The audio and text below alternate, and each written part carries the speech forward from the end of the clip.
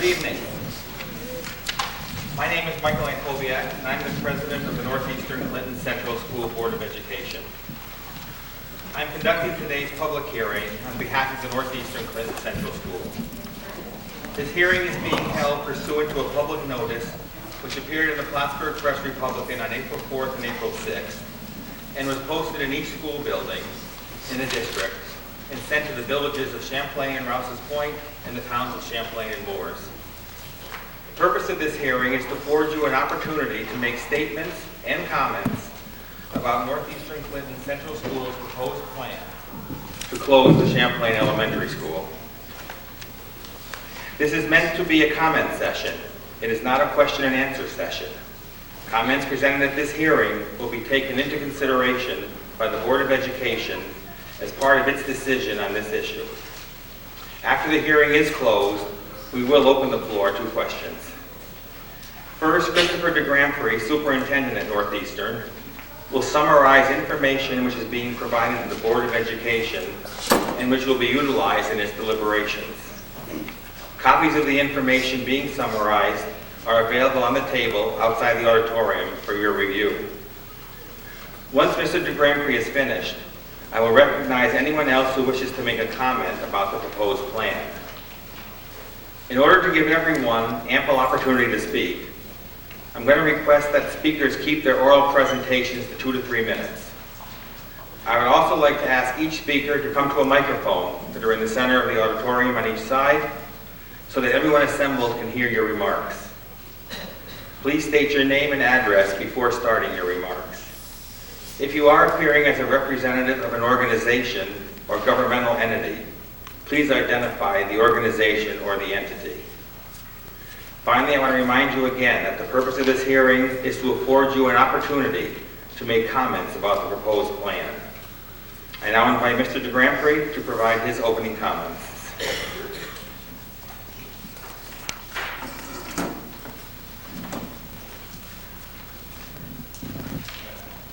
I'd like to welcome everybody here this evening. Are you able to hear us okay in the back? Thank you. Before we start, would you mind rising and joining me in the Pledge of Allegiance?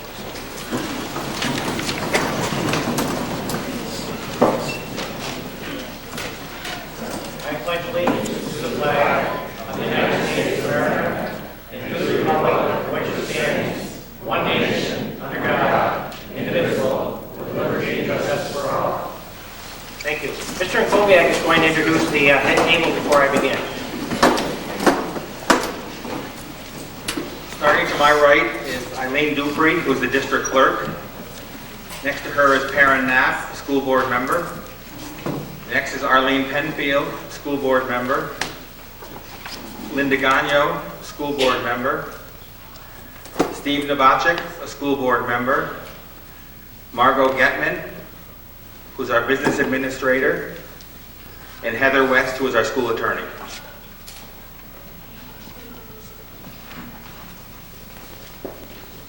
I'm going to take just a few minutes and give you a little background as to why we're actually here tonight.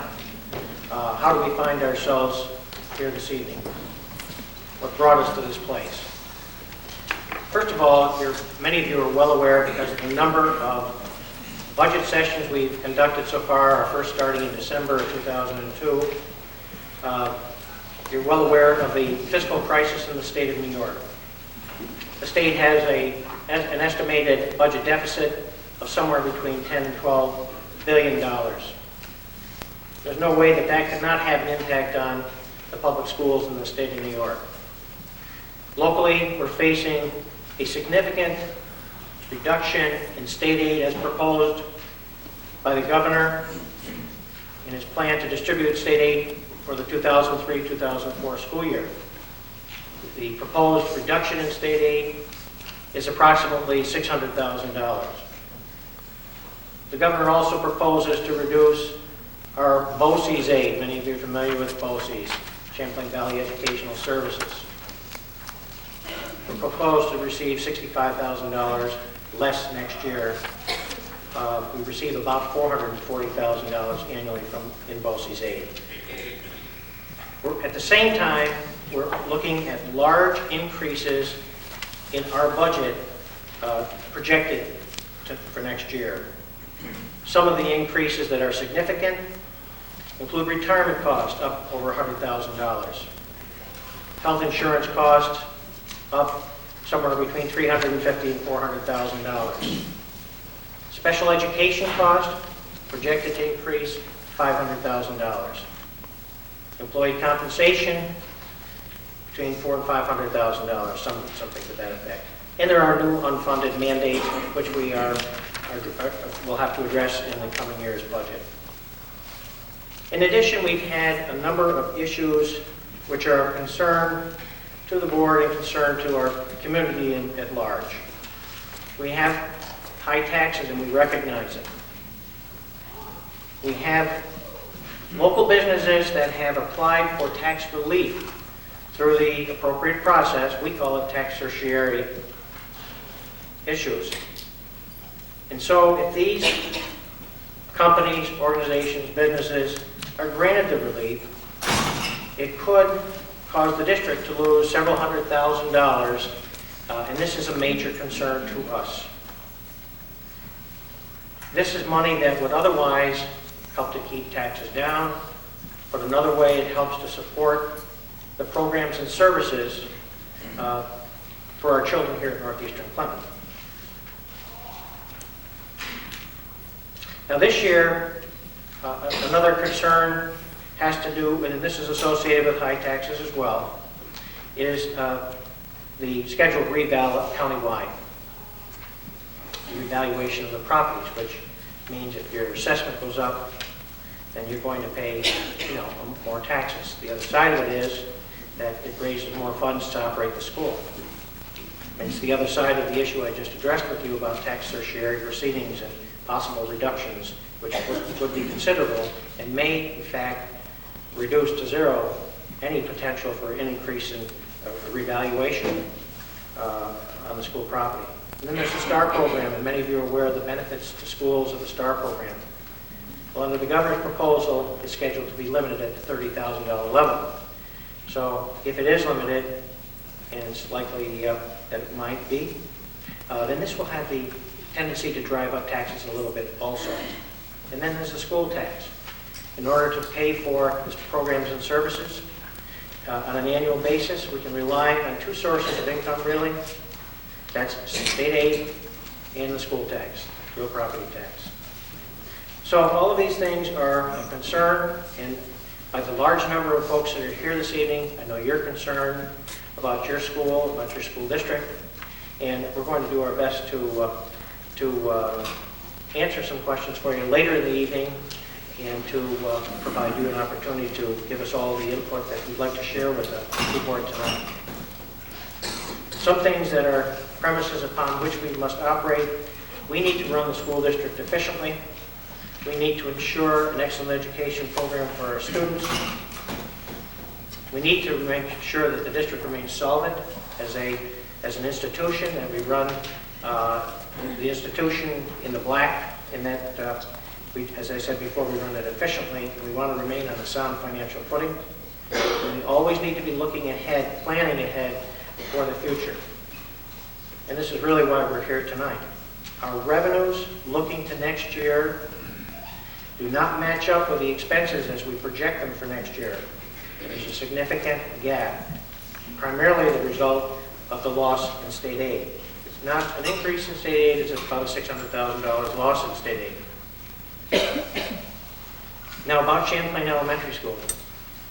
On the table outside the room, there were a number of materials that were available for you, and I hope you had the opportunity to pick some of those materials up.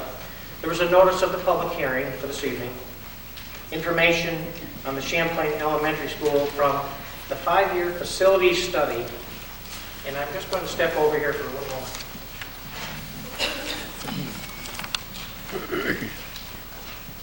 I would just like to show you this document because the materials that were out on the table this evening that many of you have come from this document.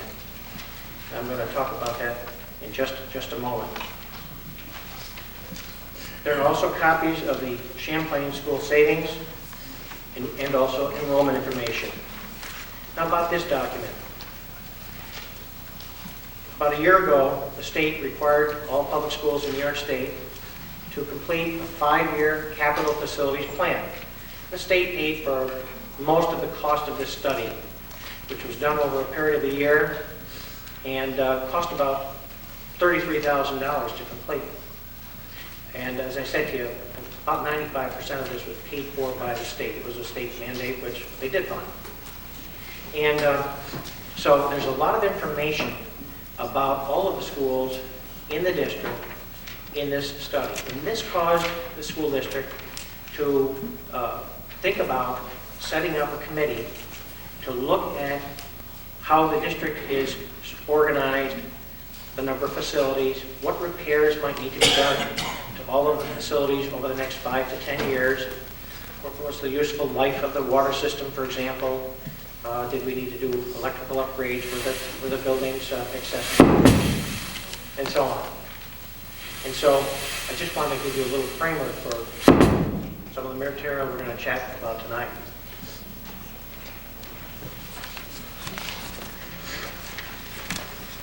Now, regarding the 5-year regarding the 5-year study, I'm going to just take a minute or two and highlight some facts from the 5-year study, which I think will be helpful. To begin with, it was prepared by WPS Consulting out of Glens Falls, New York. They're certified engineers and have worked with the district for some time, and they did the comprehensive work on this study. The executive summary, which is shown on the inside cover, where it says 2-1 at the bottom of the page, talks about $28,464,620 of work that may be needed to district facilities, across the district, all facilities. I call your attention to the work that might need to be done at the Champlain Elementary School that amounts to about $5,530,400. That doesn't mean that every bit of work that's listed on the next page and a little later in the material would have to be done, but many of these items should be done, would need to be done, just in the ordinary course of running the school, maintaining the school properly, and so forth, so as not to have more expensive repairs needed looking forward. For example, at the Champlain Elementary School, and that's why we're here tonight to talk about that building, we're going to need an elevator in that building and some accessibility for the disabled for $235,900 as an estimate. We need some additional classrooms at that site for $2.5 million. We've asked for a science room to be considered because of the new state assessments to help the children be better prepared. That's $553,000, and so on. I don't need to read the whole list to you. So I just call your attention to that. And then on the next page, just a little bit of background about Champlain Elementary. It was constructed in about 1932. We had single sections of the grades at Champlain Elementary and some support services for remedial reading and math, support services in the way of services to the disabled children. Correct, 1942. 41, wasn't it? Champlain. July of 41? There's a corner block right on that building, states it. 42. I'll take note of it. Thank you.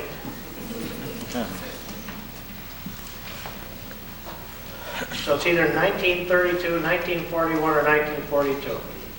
I'll look it up and we'll make sure that the accurate year is reflected. Thank you. Okay, so we have a total of about 30,000 square feet in that building. We have had quite a bit of work done on that building over the years. The most recent work was a new boiler system, 2 boilers over there, aided by the state at about 98%.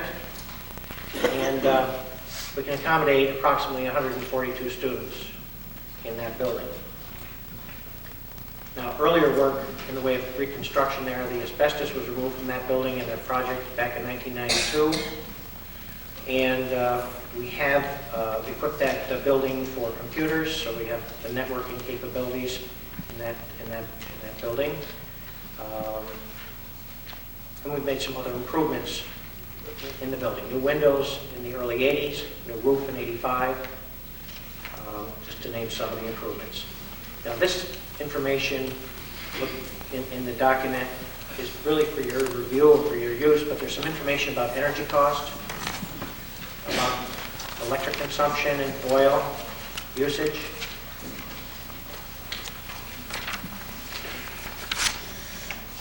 Over in 5.1, just a comment that the way we're organized in the district at grades K through 3, we expect not to have more than 23 students in a classroom. In grades 4 through 6, of course that building is now K5, but in grades 4 through 6, not more than 25 students in a classroom. The state recommends 27, not more than that, but we have a lower class size by agreement with our Teachers Association. We have a goal of 23 and 25. On 5.2, I call your attention to the study, which talks about our elementary enrollment decreasing ever so slightly over the next few years. You know that's a very elusive subject because we really don't know from year to year what our enrollment is actually going to be. It's very difficult to project, but the trend would be along the lines that I just described. Now, if there was some change in the number of people working perhaps along the border, or if we've got a new industry in town, fortunate enough to have that happen, then it could change. And the district would accommodate that. But that's what we're looking at this time.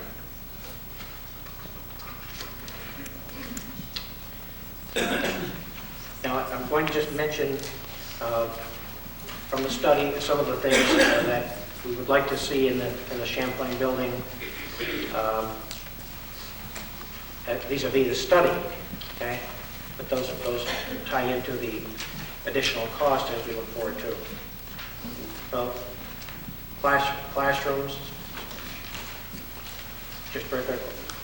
Elementary classrooms, special ed classrooms, music room, art room, library, media center, new entrance to an elevator, staff development space, teacher workstations, new toilet facilities, more handicap accessible in regard to that.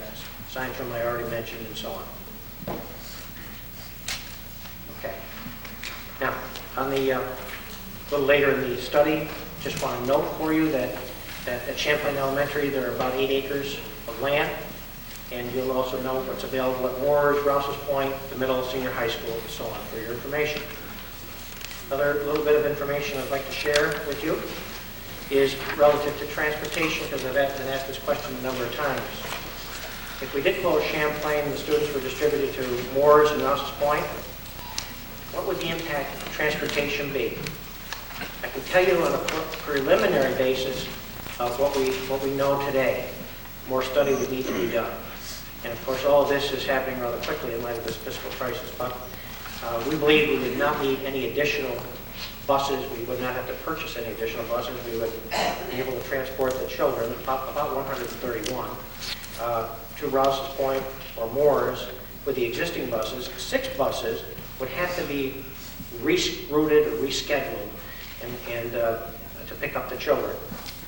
One benefit would be that we probably would not have to use the shuttle system as we know it today. By that I mean many of the children come here and are redistributed to other buses and then go to their schools and so on and go home that way. But we believe we would not have to do that the children could be delivered directly to the Rouse's Point or Moore School. And as far as the time goes, we think in the worst case scenario, it might be 5 or 10 minutes longer to Rouse's Point and 10 to 20 minutes longer to Moores. But that could be mitigated by the fact that we don't have to do the shuttle system. We could do direct transportation. So I wanted to share that with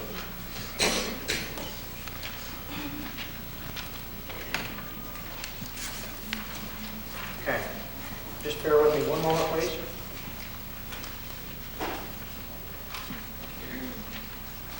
You have enrollment sheets, I think, that were left outside of the room.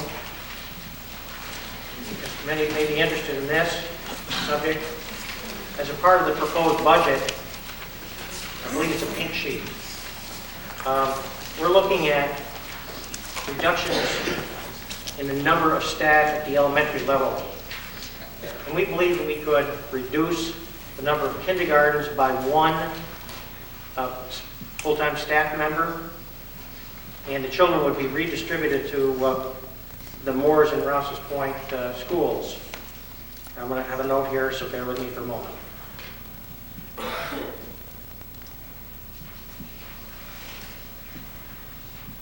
Okay, there would be obviously no classroom at Champlain, and we probably would have 2 classrooms at Rouse's Point, 2 at Moore's, and redistribute some children. We can take a look at that in this way.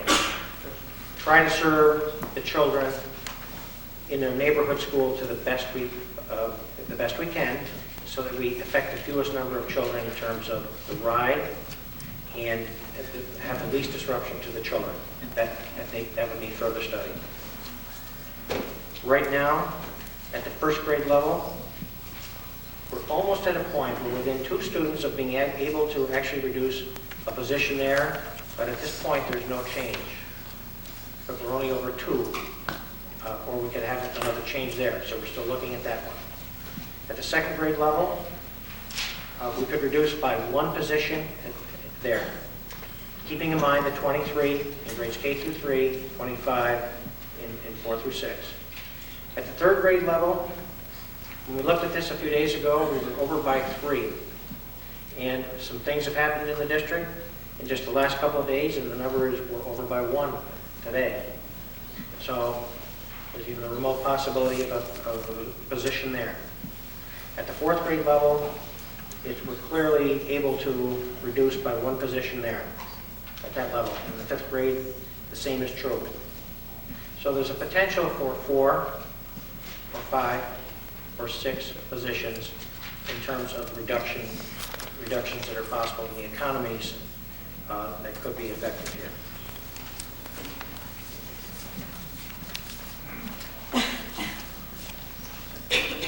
Just want to mention the issue of the disposition of the school should there be a closure. The building could be leased. If there was a need, it could be used for some other school purpose. In due course, it could be sold if that were felt to be the appropriate course by the Board of Education. One of the suggestions that has been made, one of the things that is being considered, is the possible establishment of a committee for reuse should the building be closed. And we've already had people call or stop in and suggest how the building might be used. But that's for a committee to decide, of course, and to recommend to the school board.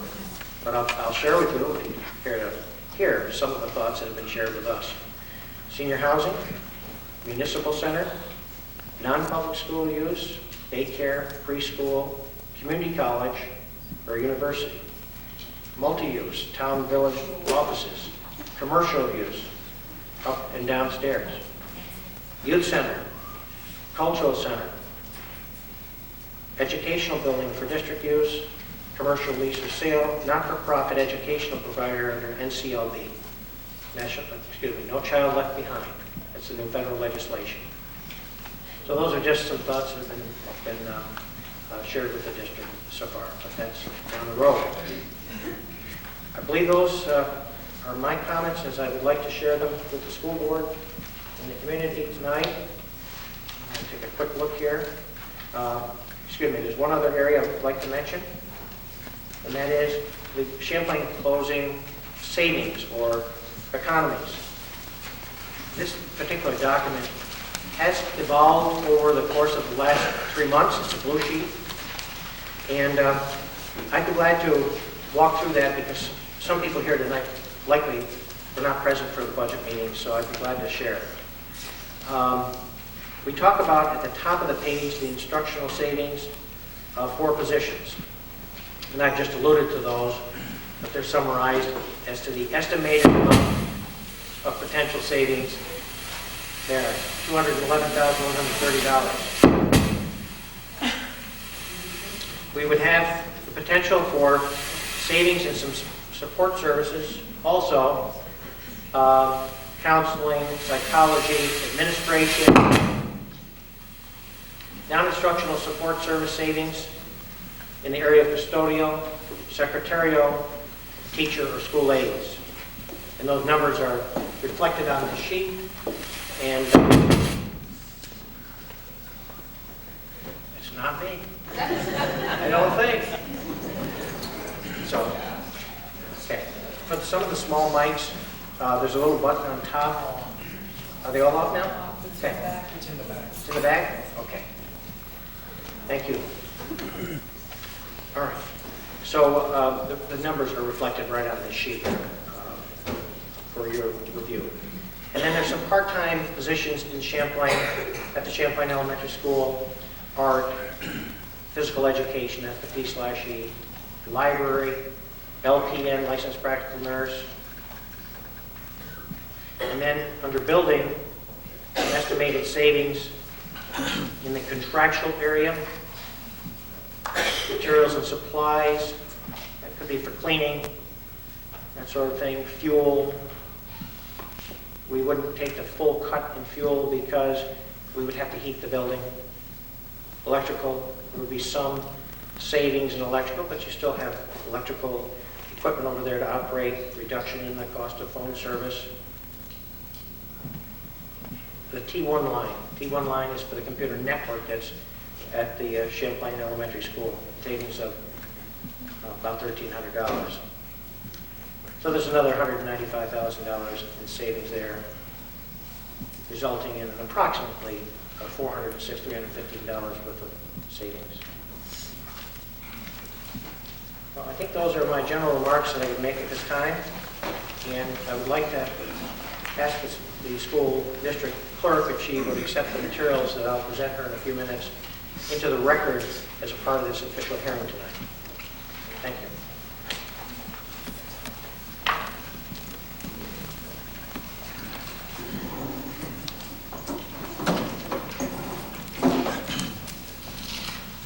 Okay, thank you, Mr. Granprey. Now, is there anyone present here who would like to make a statement? If so, please step up to one of the microphones and identify yourself before beginning.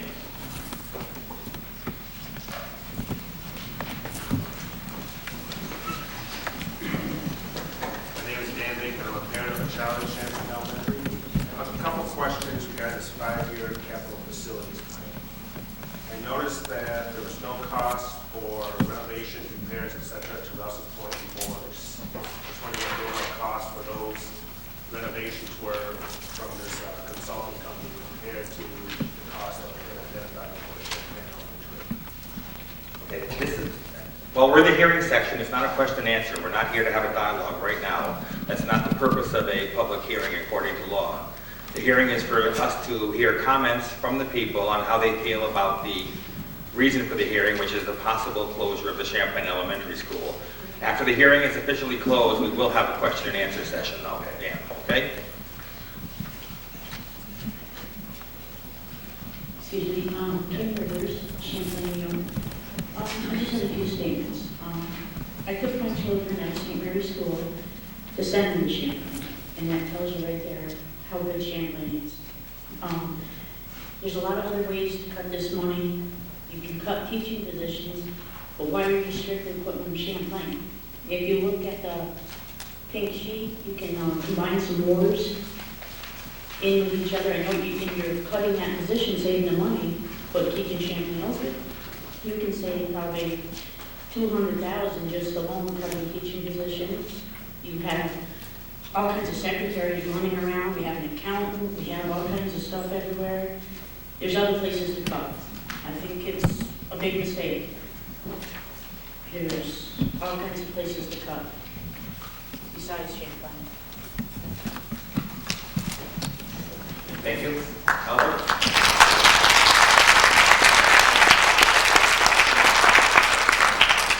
Am I on?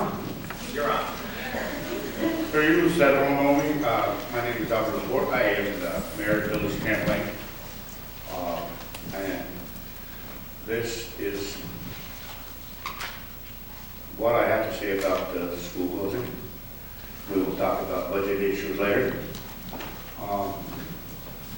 Village of Champlain and the Board of Trustees want it to be known on the record that they oppose the closing of Champlain Elementary School. And like I say again, that's for the record. We will talk about budget later.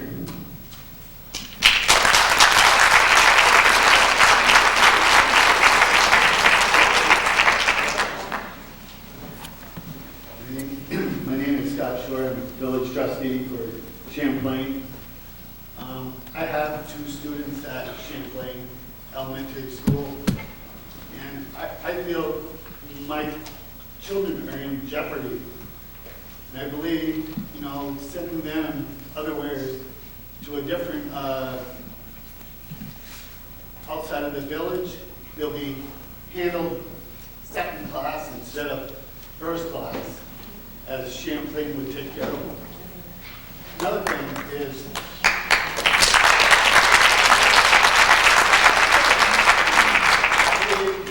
there should be cuts in administration. You guys say, yeah, we can cut first, second, third, and fourth grade.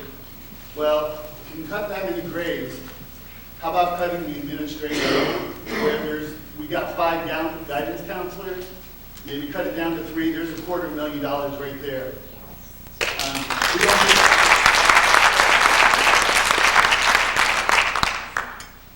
We don't need 2 or 3 psychologists. I mean, we got to start from the top and go down to the bottom. I feel that our kids are in danger getting on that bus, traveling to Moore's, Ross's Point, putting them in jeopardy an extra 15, half an hour, 45 minutes a day on the bus. Thank you.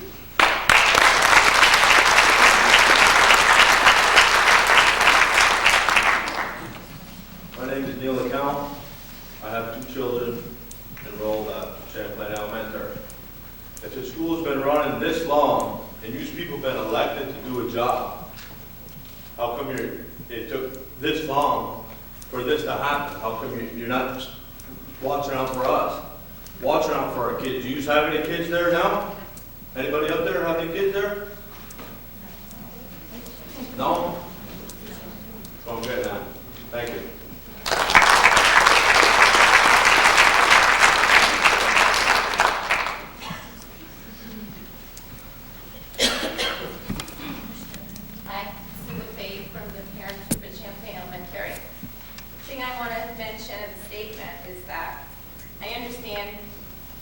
regards to the budget cuts that's happening. I work at Champlain Valley Educational Services. I might not have a job come this June. So that's what I'm facing. So I completely understand about the budget cuts. What you guys have to look at, women have to look at, think of these kids. These kids come from a family-oriented school. They're going to get lost if they get moved to Rouse's Point and Moore's. That's all I need to say. Just think of the kids.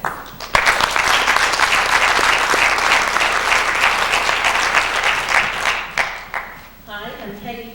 I've been a volunteer in this school district for 14 years, and all I have to say is the board is wrong. They should not close the school. My kids have been to all 3 elementary schools in this district. They've been to Moore's, they've been to Rouse's Point, they've been to Champlain. I want to see how you're going to put additional kids in Moore's. I want to see when there's a Christmas program, where's everybody going to go? My son was in there, parents were out in the hall. They couldn't even see their kids. They could hear them, they couldn't see them. Matter of fact, I think if the fire code went in there, the officer, there would have been trouble. I mean, the halls were lined up, and I'm sure Moore's parents can say the same thing. I mean, I was Moore's parent. I helped there, I've been there, and I'm telling you, there must be some other way we can do this. Think about it.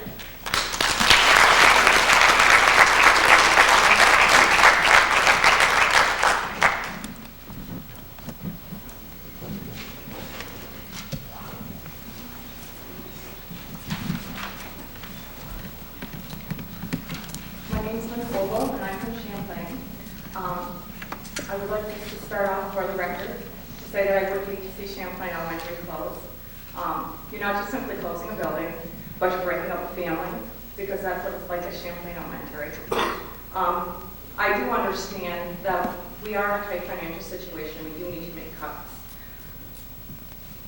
If closing Champlain will truly save the amount of money you say it will save, then I would reluctantly accept that, but not without reservations. What bothers me is the way this whole ordeal has been handled, and I do call it an ordeal. First, the issue of how we were informed. It's my understanding that you were asked not to make the information regarding closing Champlain Elementary public until staff and faculty could be informed. This was on Friday. On Saturday, I was told by somebody not in our community about it. I thought she was referring to your 5-year project, but she informed me that she wasn't. But that for budget reasons, the board was looking into closing Champlain Elementary. That was a very big shock for me. Excuse me for shaking here. The issue of the first dollar figure that was put forth in the amount of $750,000 for closing Champlain Elementary, that amount should never have been brought forth at all. I would think that before you mention any amount to the public, you would make sure that you took all of the accurate figures to come up with this amount. And Mr. Granbury, I would think that you, especially having been here, been through this before, would have gone over this figure with Ms. Getman to be sure that she was doing everything correctly. From my own account, people still feel that by closing Champlain Elementary, they're going to save $750,000. I've spoken to people, they still feel that. They're not aware that it's not true. Another great concern I have regarding closing Champlain Elementary is the effect it will have on the students. I have personally heard comments that have been rather derogatory concerning our school. There are also rumors out there regarding how the children will be divided up, which ones will go where, etc. I too feel like Scott said, our kids will be considered second class. I do take great offense to how our children are being treated. They are not cattle, they are people, and they are great people at that.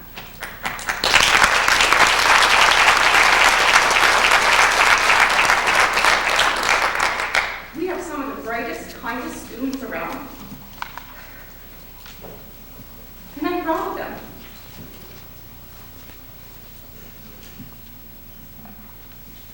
I watch how the children work together and play together with no prejudice toward one another. I'd like to know, I can say for Linda Gagnon, and I can say for the other lady, Silva, I believe her name is. They have come in our school and see how they work, how we work. I am proud of our school, and I really don't want to lose it. I am concerned how the children will be treated if our school closes and they are sent elsewhere. If our school does end up closing, I do hope that each and every student will be treated with respect and dignity. I hope that if they have to be sent, not distributed, but sent to other buildings, they will be treated like new students. Any student that comes into this district and goes as new to a school, they're treated, to me, extra special. I know in our school they are. I do hope that these children would be treated that way. I hope that they would be included in all activities and would be treated equally with all other students. And I may seem overly concerned about this, but if you have heard the remarks that I have heard, you would be concerned too. I know that there are a lot of people from the other communities who are in favor of closing our school, and I can understand their views. They don't know what goes on in our school. The different programs, activities that are supported to our students because we are a smaller school. One such activity is our Christmas store that the parents group holds every December. The children take great delight in shopping for their family members for Christmas and having the gifts wrapped for them, with some children helping with the wrapping. This activity teaches the children to think of others besides themselves and gives them pride in doing so. Another thing we do at our school is our Christmas dinner. We invite all the parents and guardians to join their children for lunch, complete with tablecloths and centerpieces on the tables, music playing softly in the background. All of this complements the parents group. One other thing we offer to our children is the ice cream social. The children and the families are welcome to come and enjoy a Sunday, take part in some entertainment, and get their faces painted. It is a great way for our community to come together. There are other issues also that should be addressed. You come up with the numbers. Again, I think everybody should be aware that when you have the dollars separated for closing Champlain Elementary, that $211,000 should not be grouped together with closing Champlain Elementary. I know you said it in here, but direct to the taxpayers. You can get rid of, save that money by eliminating these other positions without closing Champlain Elementary School. This hasn't been brought up yet, but I know at meetings I've been to, people concerned, not understanding why you can't get rid of an administrator. I'm not sure if I'm in line with saying this, but how many people are aware that Joanna Ward is not only our principal, which she's a great principal at that, but she also has to go to meetings for special ed for kids from Rouse's Point, for kids from Morris, for kids from Champlain. She has 2 jobs. That is why if she's put into another building, she will not be able to do both because she'll be given added children, added staff. Make that clear to the people why that is. It's still confusion. Another question is, if you do close, comment I should say, if you do close Champlain Elementary, looking at the numbers, all 3rd grades district-wide in Rouse's Point and Morris next year would be maxed out. Mr. Durant, you said with possibly 1 over. By contract then, you would have to add an aide to that classroom. And I'll tell you what, if I was a parent with a 3rd grader and they were in that maxed out classroom +1, I would be sure that there would be an aide in there so they get the help that they need and the attention that they need. That comes into question then when you say you can save 24,000 some odd per aide. Would you really be able to get rid of those aides that are in Champlain now? I'm not sure if everybody's aware of the fact that how it's run, when kids go to a special, whether it be gym, art, music, library, you go above the 23 students, mainstreaming children in from the alternative ed classes, you have to have an aide in there. I'd like to see where that money is going to, how the aides are going to be dealt with. I just don't see it happening. And I'm going to say now, I'm not sure if it's a great time, but I've heard from several people throughout the budget meetings and everything. A way to save is we've done so far with the financial manager, I'm not sure, business manager, whatever she's called. I think we could save a lot of money right there, going back to how we were doing it before. Thank you.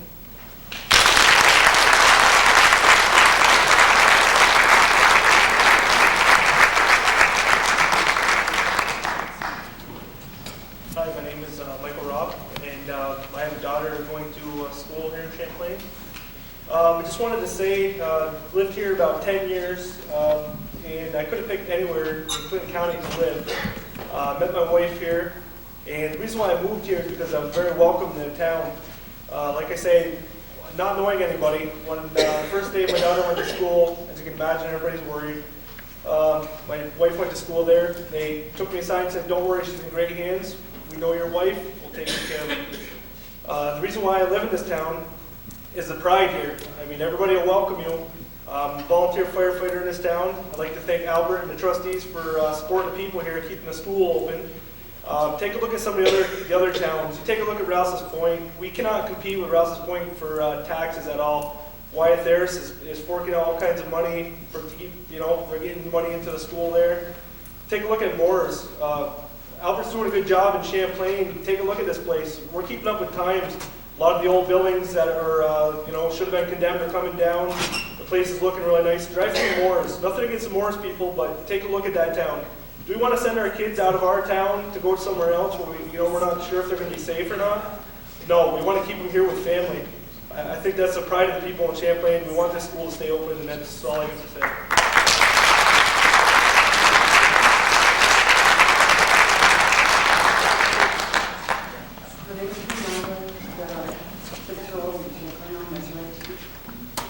I myself grew up in a military family. Changing kids from school to school, they're used to, nowhere to go. Keeping Champlain Elementary School open will give these kids a stability in their life. A lot of them come from broken homes. School is one stability. You move them, either Rouse's Point, Moore's, they're going to lose that stability. They're going to go downhill. Champlain is the only place they've got as a steady area. Myself being thrown from schools to school in a military family, not the way to go. Champlain needs to stay open.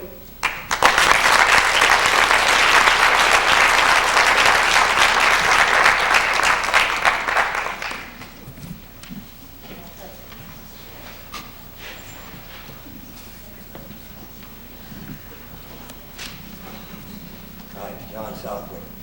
I've been in a school position for 40 years, and during that time, one of my jobs is to do what's called sanitary survey, which means that I inspect every classroom, every part of the building, from basement to roof. And I can say without question, I'm not an architect, I'm not a mason, I'm not a contractor, but the Champlain building is the most solid of the three.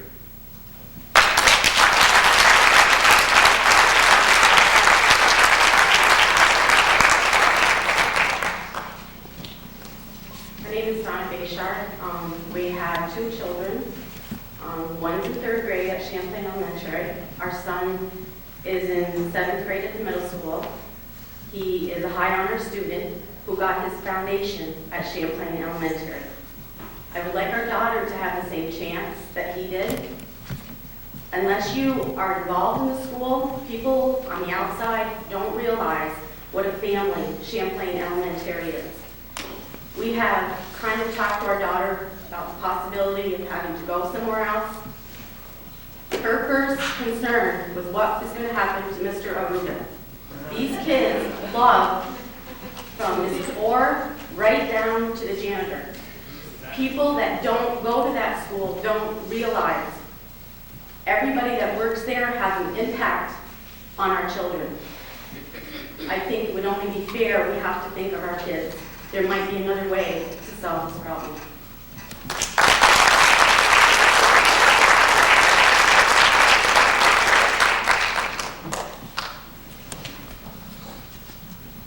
My name is Scott Stewart. I'd like to give everybody a chance, but I got something else to say. Nothing's ever been brought up about Ross's Point's school. I know Ross's Point's a very rich community. Champlain's not. But you know what? We still have the same kids. And I think somebody should do a study, if they haven't, and at least bring it to the people of closing Ross's Point School, and maybe that property could go to Wyatt Harris, and that would bring a better tax base to the people of Ross's Point. There's a valuable piece of property that's brought to the community of Ross's Point. Instead of letting the property go, that would be Champlain School, to nothing in vandalism that would probably take part if that school was closed. Thank you.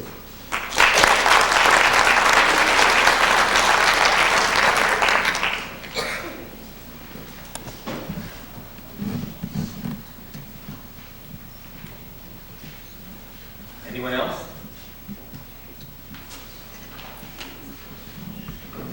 If not, I want to... Okay. Yeah, I'm Robert Dumas from Moore's, and I just take exception to the fact that if the children are moved to Moore's, they will be treated second-class citizens. I don't think anybody's going to be treated that way. And we got to remember why we're here. If we don't do something, our taxes are going to go up about 25%. I don't know who can live with that. And I think there is room for cutting at the top, and I think that should be really looked at. And if we don't close Champlain, how many programs are we going to lose? I mean, everybody's talking about the kids. Well, I agree.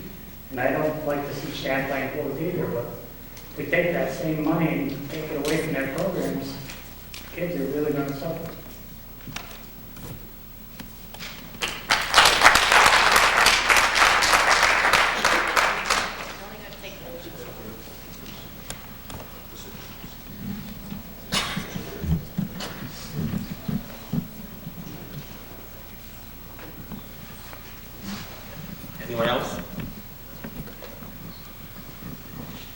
If not, this hearing is now closed at 6:55. And we will now entertain any questions from the community.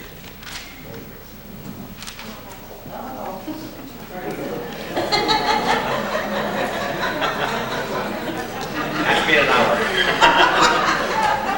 How long is this meeting going to last? I've got a few questions. 2 to 3 minutes, Albert, for questions.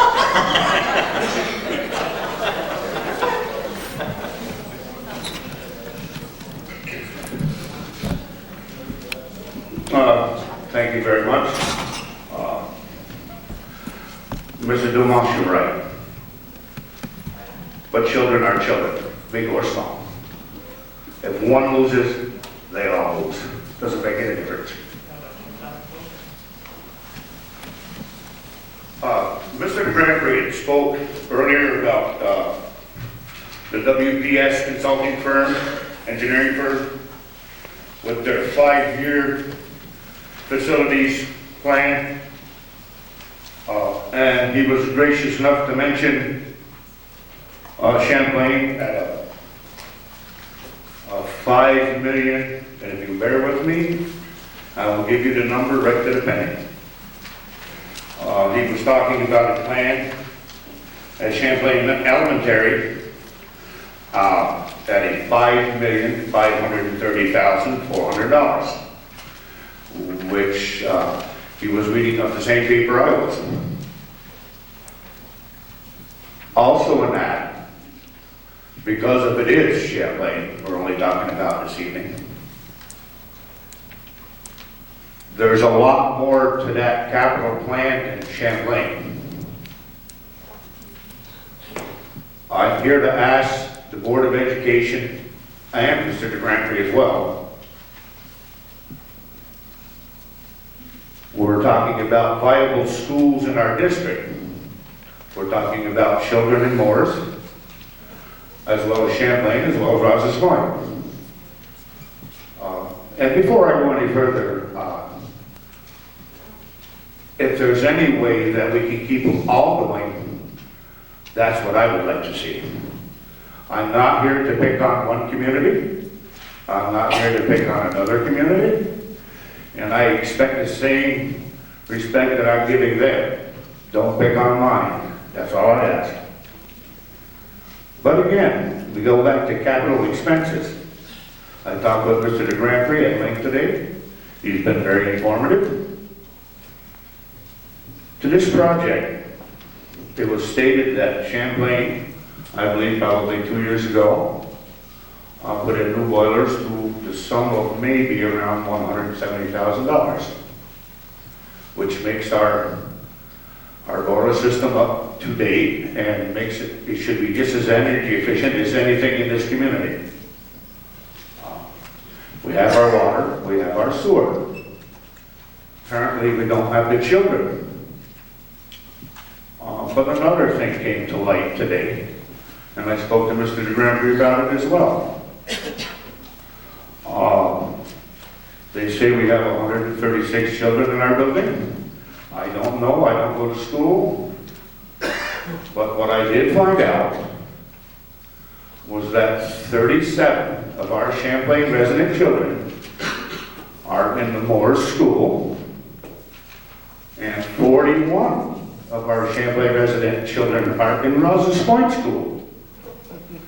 So if I use these numbers, I'm saying 1/3 of our residential school children that should be in our school are not there.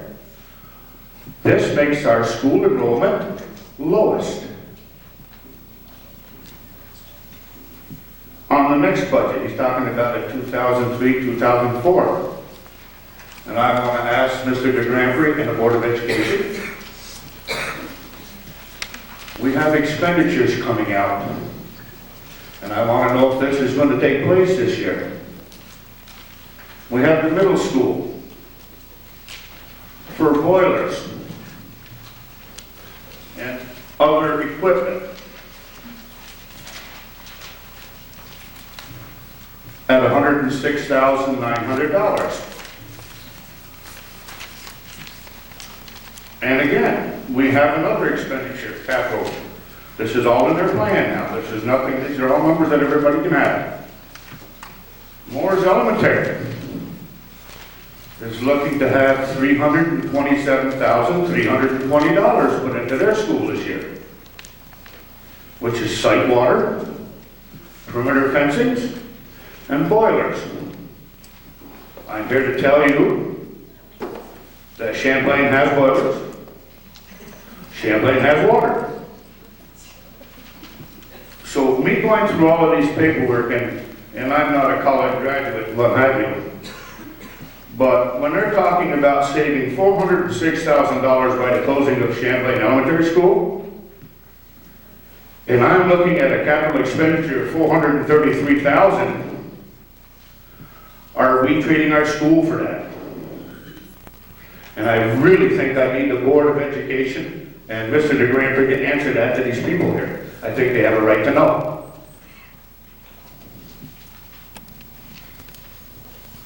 And oh, by the way, on this 5-year plan, there is nothing scheduled to be done in Champlain. The other one, Rouse's Point, is looking for $5.5 million. That's going to be done. So it wasn't only the village of Champlain. Thank you.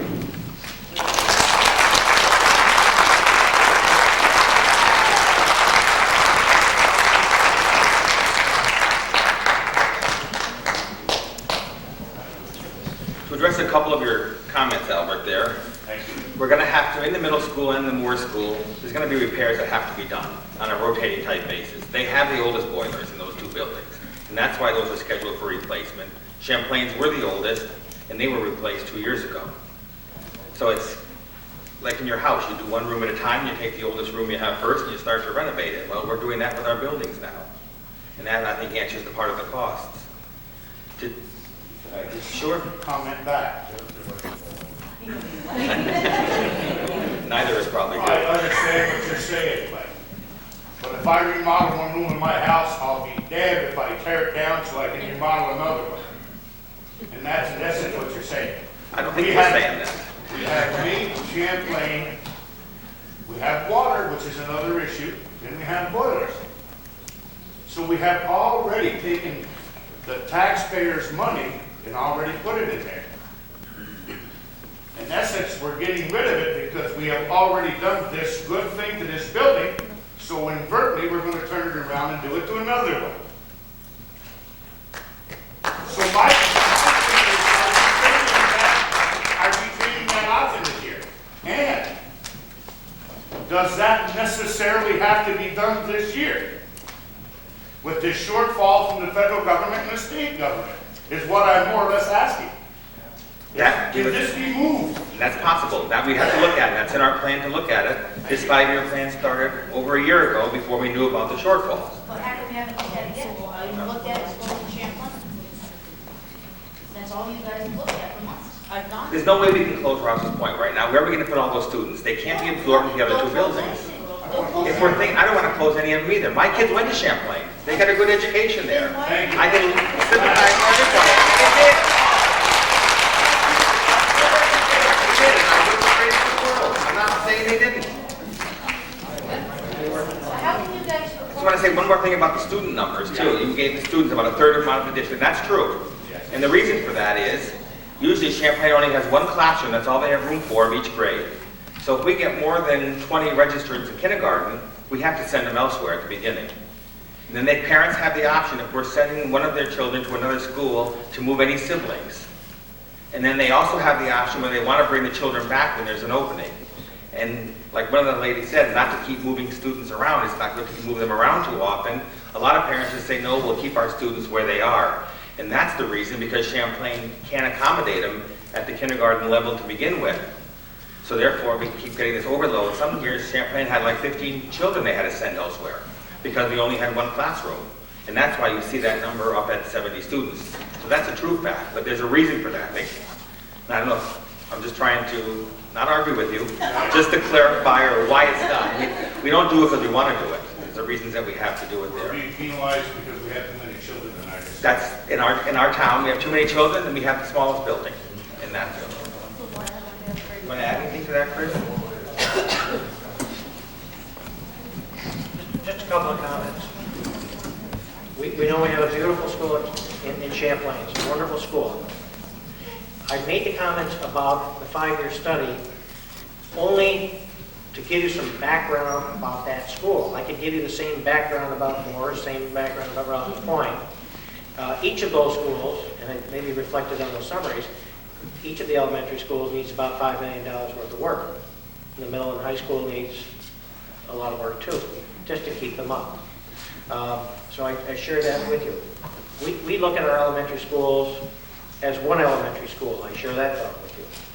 And regardless of the school that they attend, they're going to get an excellent education. They'll be treated very well, I assure you. The point about the work that was mentioned, Albert. Yes. You mentioned $300,000 or $400,000 for some work at the middle school next year. At the middle school, 106,900 boilers. At the middle school? Yeah. My thing is... Do you mind if I just... Okay, fine. Just ask the budget person about this. Sheila? Not there, huh? No. Now, did you see that in the 5-year plan, sir? Mayor? Oh, my. Was that in the 5-year plan? I've got the whole 5-year yes. plan right here. Okay. Here's what... Over here. Okay, this is why I wanted to address this, not to leave the wrong impression in the room here tonight. Right. Because the 5-year plan is just that. It's a plan. At some point, out of that plan will come a series of recommendations to go to the school board. Once the school board adopts a plan, and this may take 2 or 3 years, maybe longer, then the plan is submitted to the voters for approval. So there is no plan at this time to do any work at the middle school. There is a possible plan to do some work on the boilers, one or both, at Moore's next year as a part of ordinary maintenance and replacement. And there's a new program at the state, for the state education department, that allows you to do up to $100,000 of work a year.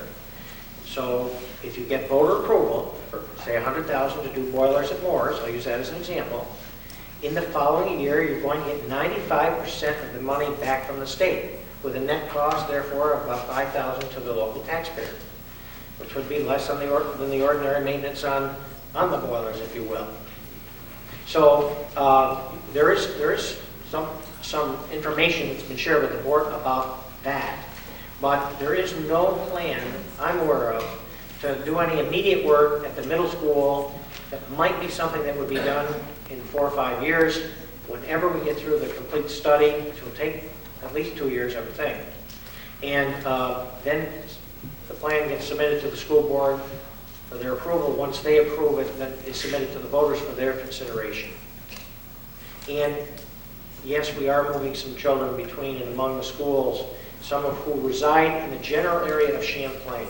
And I'm sure the numbers, Albert, that you have are certainly in the ballpark. They're probably right on. But some of those students require specialized services. We can't afford to offer those services in all of the school buildings. So the children, go to a program at Moore's or Rouse's Point, at Champlain too, and receive those specialized services. So that's why children are assigned to the various buildings for the comprehensive special education program, for example. Did I answer your question, sir? Yes, yes, you did. Thank you. The only thing that I really want to know, and you spoke, and you said, well, maybe a tentative plan. So in other words, what you're telling me, or you're telling the people sitting in this auditorium, is that this $433,000 expenditure is not in the budget this year? No, it is not in the budget. It's only part. See, it's what the consultants are saying. You should get going and do this. You should do that, depending on the building. And there's a sum for every building, and it's $5 million at least for each of the elementary schools, and probably more for the middle and high school. It amounts to $9 million for the middle school. Yeah. Yeah. And it amounts to $28 million if we did all the work. But again, it's just part of the study, and frankly, we couldn't afford to do $28 million worth of work, even with 90 or 95% state aid. Well, The only question that I said, and you see it when it's in black and white, I'm looking at saying, you know, yes, we need our little schools. We need our small community school. And the people have said it right there, and Mike even spoke. Yes, my children are there. My children are there. My grandchildren are there. I'm not saying that the school is not a viable school. It's a wonderful school. It really is a wonderful school. And the object of losing something that's so wonderful is a hard thing to grasp. Okay, it's a really hard thing to grasp. I just thought when I see all these numbers and I see the proposal and everything that you people have put out here are all numbers, all projected numbers. Well, you know, when you see $400,000 expenditure on one column and you see a minus $400,000 expenditure cost savings on the other side, you're saying to yourself, now is this a trade situation? And as long as you're telling me that's not the case, and that's what you're saying before these people, I think we will have to live with that. But again, I think we really, what we're all here for is, I've been to only a couple of these meetings, and I wish I could be to more, but my schedule warrants that I not be here. We have some people saying that they need this sports program for their elderly children, which is a good idea. It's another part of growing. And then we have some that's saying, well, we don't need kindergarten, and I disagree with that, because that's the foundation. That's the foundation for these people to make it up to their sports program. The object of the whole thing is we have this war overseas, and we are fighting a war here. The only thing we don't have is bullets. We are taking taxpayers and pitting them against children. How much of a chance do they have? And we should still, and I repeat, still should think of our children, whether they be old, whether they be middle-aged, whether they be kindergartners. We as a society and as a taxpayer should put them upmost. I believe it. I will die saying that.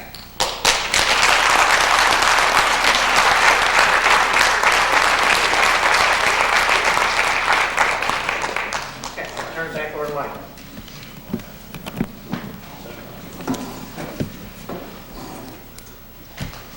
Hello, my name is Bill Hollow, I'm a teacher at Champlain Elementary. I think one thing that's important to keep in mind is the fact that we're throwing around this number of $406,000 for closing Champlain Elementary. It's very important that we keep in mind $211,000 are faculty cuts that can be made without closing Champlain Elementary. That should be a completely separate issue. I know it's pointed out on some of the things, but there is still a lot of misconception about that. So we're actually looking at $195,000. Now, of that $195,000, I know it was mentioned before, but the issue of some of the support staff, the aides, comes into play here. Knowing the school as I do, I find it hard to believe that you'd be able to cut both aide positions. Those aides cover overages not only for when special ed are mainstreamed into art, music, gym, and library, they also cover when kids are mainstreamed into regular ed classes for math and ELA. Last year, for example, I had 3 students mainstreamed into my class for part of the day. Once that goes over, you have to have an aide available. I heard the comment before, well, we would just reassign aides from running off papers to covering the overages. In the last 2 or 3 years, I haven't had an aide available, and I don't believe they are in our building to run off papers. Their time is taken up covering the overages. Now, you do not save both aides. We're probably looking at $170,000 to $145,000 as a possible savings. And I know it was said, well, everybody's speaking for their own interest and no one shows where to make cuts to make up for this money. Well, I've been here for 27 years, going on 27 years. During that time, we have not had a business manager. Yes, I know that's something that is nice. It'll be very helpful, but times are tough. I'm looking at a K-5 staff that's probably looking at a 10 to 15% reduction right now. It's got to be shared across the board. The last business manager we had, I believe, goes back to Mark Kelly. So I'm talking, I don't remember Mr. DeGram, if that was early in your time or during Mr. Flood. So now we're going back to Mr. Flood, correct? Mark Kelly. Okay, Mark Kellett. So we're talking about the last business manager going back roughly 25 years? Yes. Okay. As I said, it's nice, it would be nice if we could afford it, but it's a luxury right now that we can't afford when we're looking at cutting all these programs that we're talking about.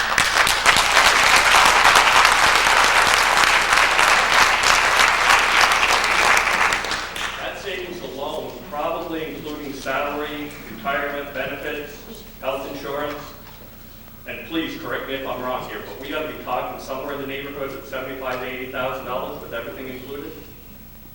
For a Ballpark? school business administrator? Business administrator, when you include health insurance, retirement, social security, anything else? I think 70, 75. About 70, 75? If you take that off this figure, we're below $100,000. Now,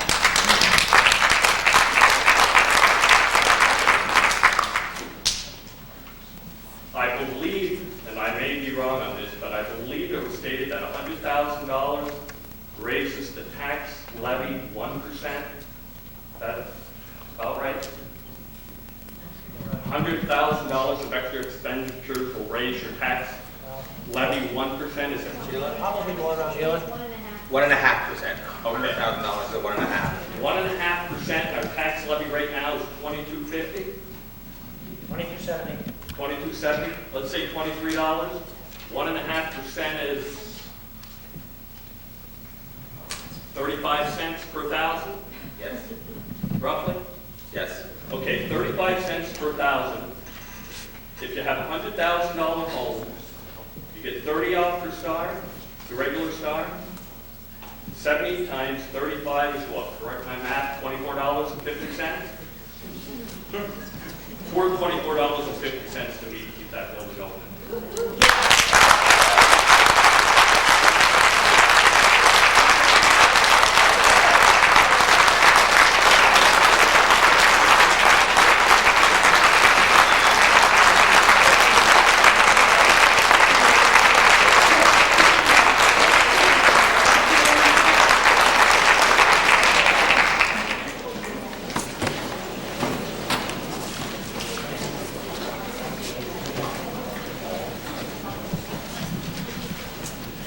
Yes, ma'am.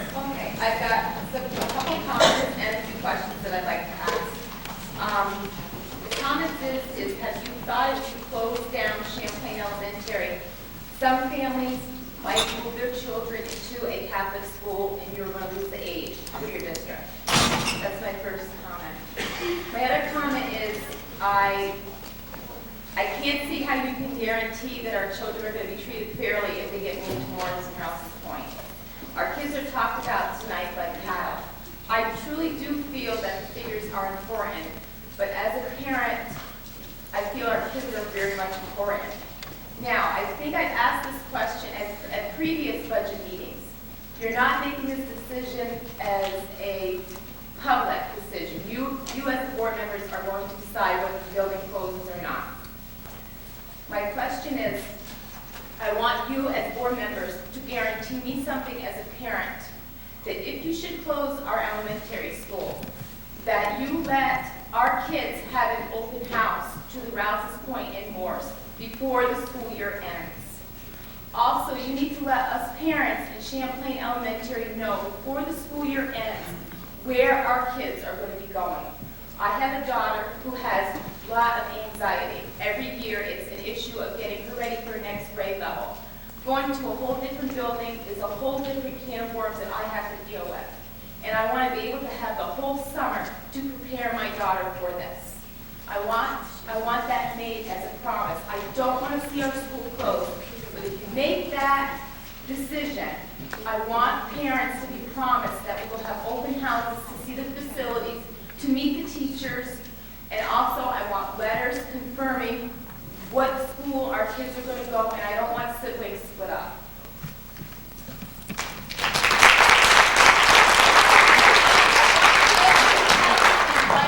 Before the school year ends, I don't want to see it in August.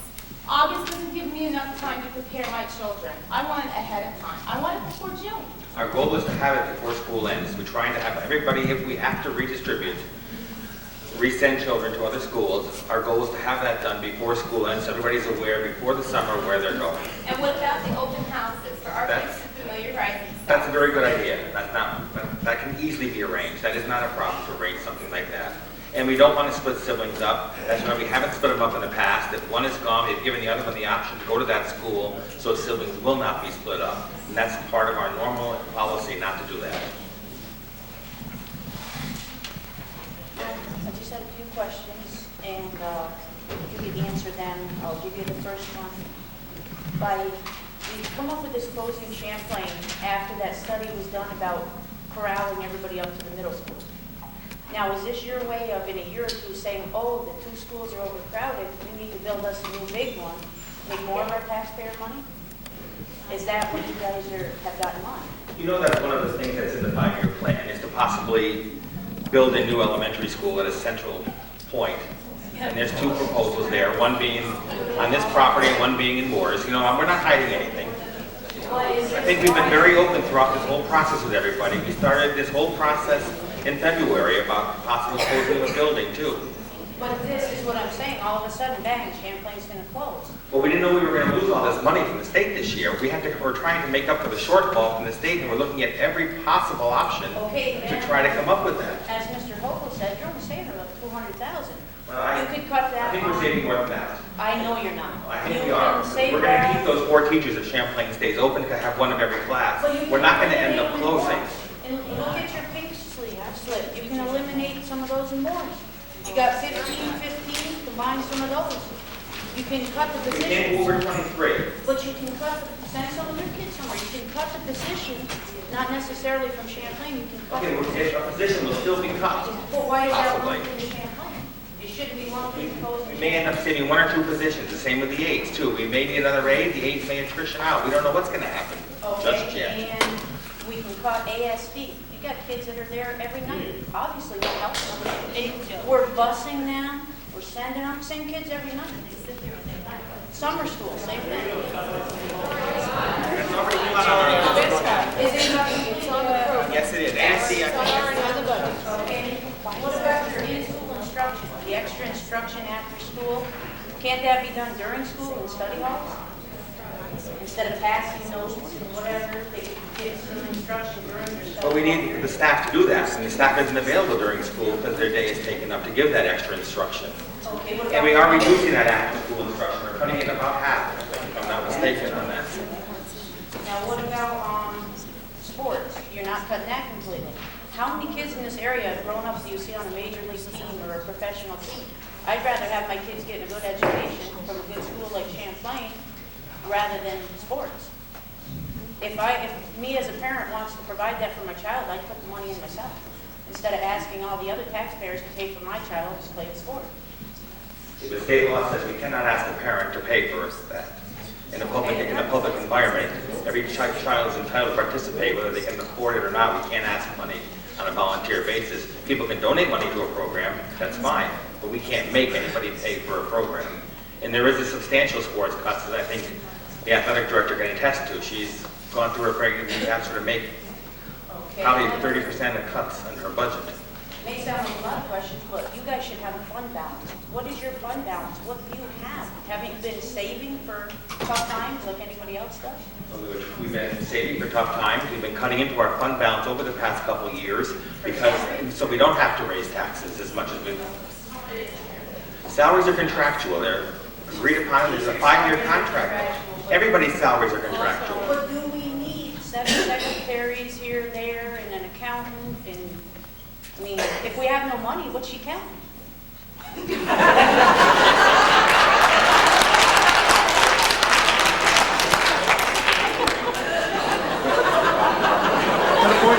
person is much more than an accountant, and I'll let Mr. Graham tell you just what she does.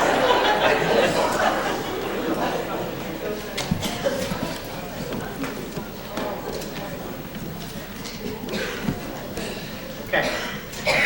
You asked, is the mic on over there? I don't know. Get a little closer to it, okay? All right. Okay.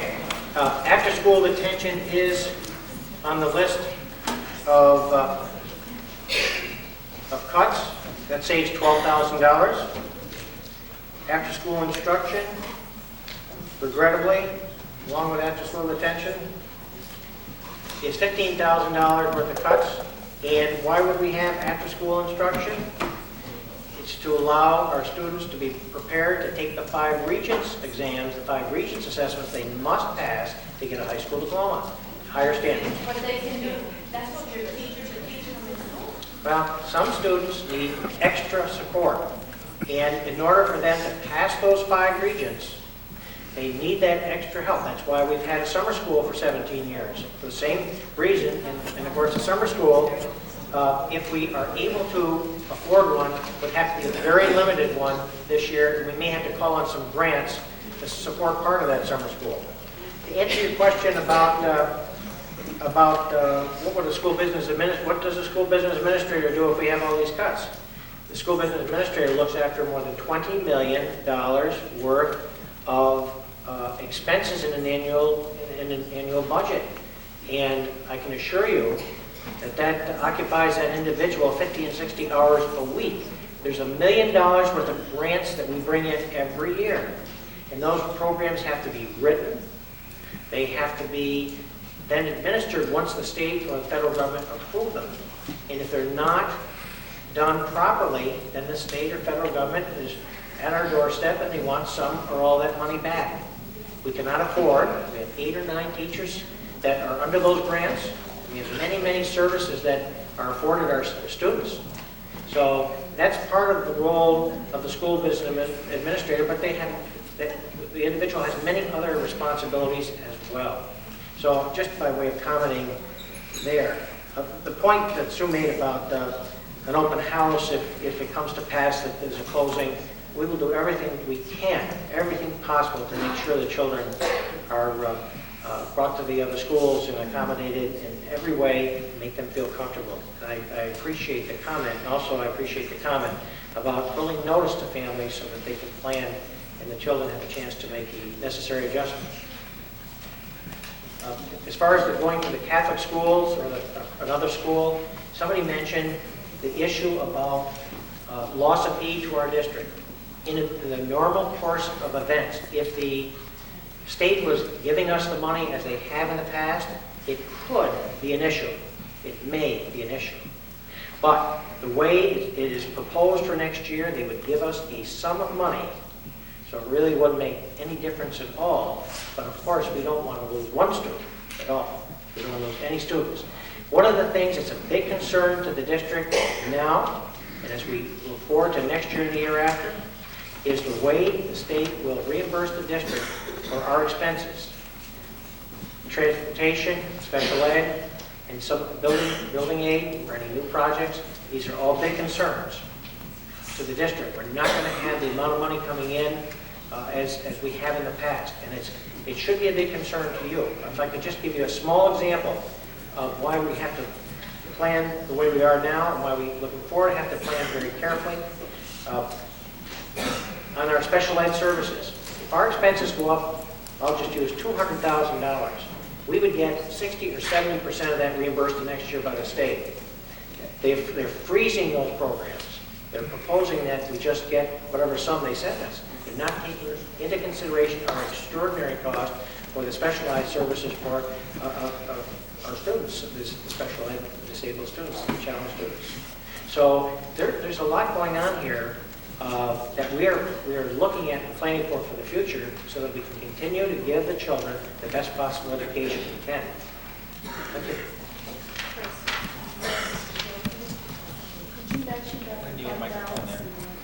Fund balance? Okay. Mr. Grand Prix? I had it. Can you hold 1 second? Sure. Bear with me, Jack. Okay. Somebody asked a question. What's the fund balance? Okay. I can only tell you what the fund balance was at the end of last year. It was approximately $300,000. Now, that's not much money in a $20 million budget, I can assure you. And that sum of money is used to pay expenses during the summer until taxes and state aid start to roll in September. And it does not cover our summer expenses. And for the last several years, we've had to, because the state has deferred some of the aid coming in and so on, we've had to go to the bank and borrow some of the money, which is another expense to the district, unfortunately. The district is in good shape that way. It's very tight, but as long as we keep on be very careful with our funds, we're okay. But there are many people that would say that $300,000 is not nearly enough, and it should be a sum quite a bit larger to avoid having to go to the bank and borrow, and to ensure that we don't have any interruption of any kind. Now, Jennifer, thank you. Yes, well, I just have 3 comments. First of all, no one here has been referring to children as cattle. And I teach in the middle school, but I do want to defend my colleagues in Rouse's Point Moors.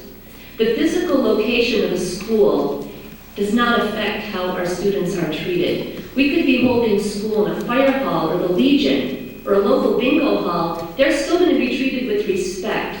So I think that fear of parents that children of Rouse's Point or Moors, these new kids in Moors or Rouse's Point, will be treated as second class.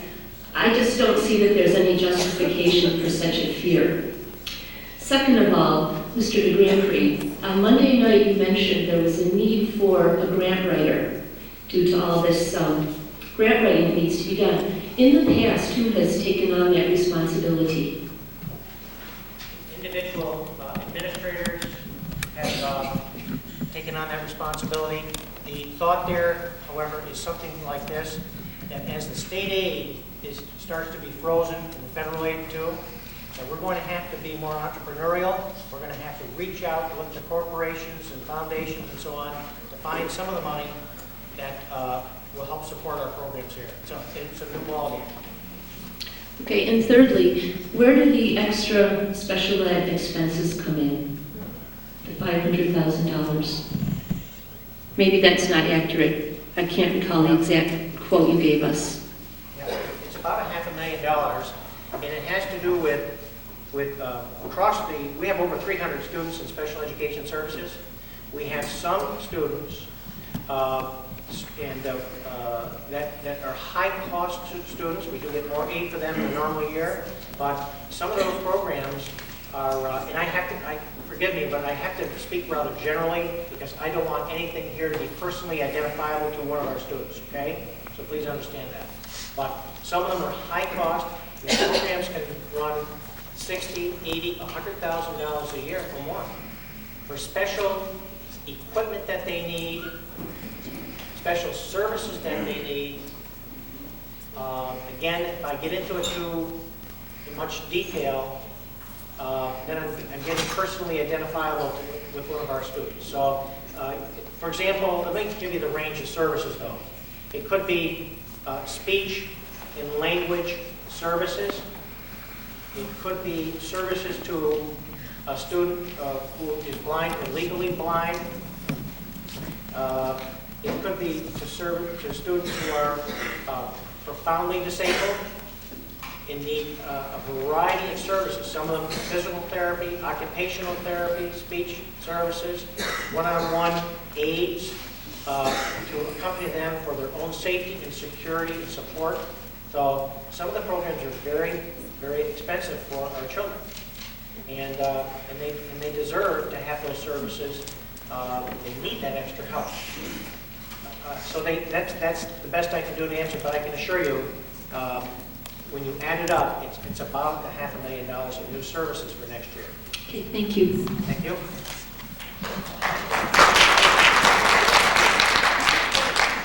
I got 2 more questions I want to ask. I'd like to know the situation of the kindergarten. Previous budget meetings, there was discussion that we might be cutting the kindergarten program, and I just want to know if we're going to go full-time or part-time with kindergarten. Right now, our plans are full-time kindergarten. The last that we have talked about is keeping kindergarten at full-time. What will happen down the road if we have a budget defeat or we have to make more cuts or if we have to go contingency budget, then everything has to be relooked at again. And another concerned parent had asked me about the business accountant / business position. Who handled this before this new person was hired? Was this somebody else that was hired to do it, or is this a brand new position? New position this year. A lot of it was handled by the superintendent who was putting in 60 or 70 hours a week to get all the jobs done and all the work done. Okay, thank you. What do you get paid for now? Beg your pardon, I can't hear you. But the cost, you're not offsetting the cost, like the superintendent was putting in a good many hours, but you're getting paid for that. I mean, it's not like you're working for $7 an hour. You're getting a pay base on it. If that's true, but the majority of schools our size have a business manager. Their salary 90% doesn't of go them. down when we add 30%. It's not going to go down by the same amount. No, it isn't. But you don't expect this person to work 70 hours a week and Work away, that salary should decrease. it's not going to decrease by the same amount of money. No, not by the same amount, but, I mean, you're just adding money and telling us you got to cut. Adding, you got to cut, you got to cut. Well, Weasley, you guys just said the fund balance is $300,000 and that's nothing. Well, the $200,000 you saved us closing Champlain is nothing. In a big picture, it's not worth it. People in the back cannot hear you. Can you speak real loudly so they can hear you? All I said is that the $300,000 that they're saying is a fund balance, well, it's nothing, it's not much. But they're saying this $200,000, which it is about $200 that you're actually going to save for Champlain, is so much that you're saving. Well, how come it's so much one way and not so much the other way? It's $200,000 is not much to save. I think we're saving $400,000. If that does come to pass, we're saving $400,000. You know, you can cut those positions anyway, so that will. I don't think we can cut all those positions that you can cut the other way. We may save 300, 350. Different. We can argue that back and forth all night between the two. Or you can take the numbers and do that. The numbers are right here. You can cut 4 positions. So you show it, and you can put that together for us in a proposal, and we'll be glad to entertain it. It's right on the. Yes, sir? I have a couple of questions. First of all, how many budget proposals are currently on the table? 4 right now. 4. How many of those include closing Champlain? All 4 right now. All 4. How many include closing Morris? None. How many include closing Rouse's Point? None. How many do not include closing the school at all? Right now, proposals not to do. If this budget goes to a vote and that doesn't change, I think you should all be ashamed of yourselves. We're being robbed of the choice. If we go to a vote and we don't have a budget proposal that doesn't include closing that school, we're being robbed of the choice to vote on whether or not we want to pay the extra money to keep that school open or not.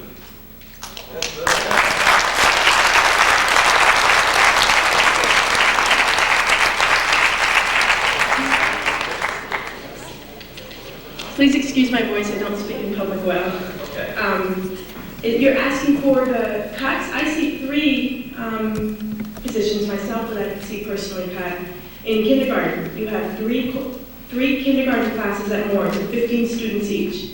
If I'm not mistaken, it's 23 students per class is the contract. If you put those into 2 core classes and cut 1, you have sizes of 22 kids per class.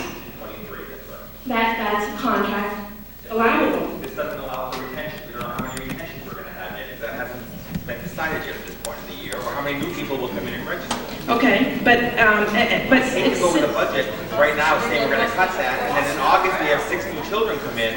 Then we have to, where are we going to find that money? We have to cut something else in the existing program in order to come up with that extra class.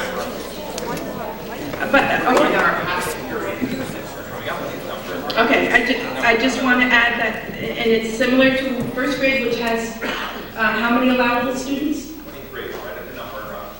How many allowable? 25? 23. For first grade? Yes. Okay, you have 2 Rouse's Point classes that can be combined, and I understand what you're saying, but you have 2 combined that make a total of 23 students. And the same in second grade, Morris, you have 3 classes that could be combined for 2, because that allows for 25 students.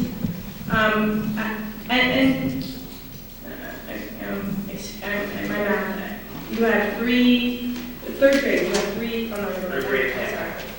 Third grade, we're not proposing any, just talk about the third grade at the present time. I understand. But I just want to make a point that the board seems to believe that it is impossible to cut student teachers any other way. And the paperwork you've provided us speaks totally different.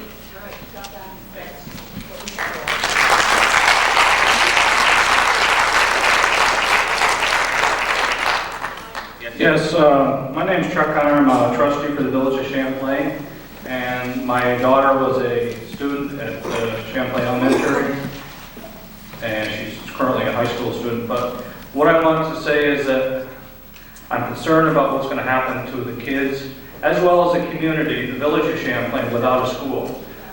This could have a detriment to people moving into the area, a loss of tax base, and so forth. So I'm kind of concerned on those issues also. And I'm sure the residents of the village should be concerned too. And another question about, and it's not related to the closing of the Champlain Elementary School, but the sports program. I've heard all kinds of variations what can happen. If the board goes with just varsity sports, I think that's drastic. I don't think that the kids could participate on that level without the feeder programs, and I think that's important also. I'm very concerned about that. So I'd like to see, more information on that. There's no plan to just have varsity sports. There's other feeder programs in the budget. There is, okay. Well, you hear different variations, so I just like that to get out in the open. I've been to some meetings and there really hasn't been anything said one way or another.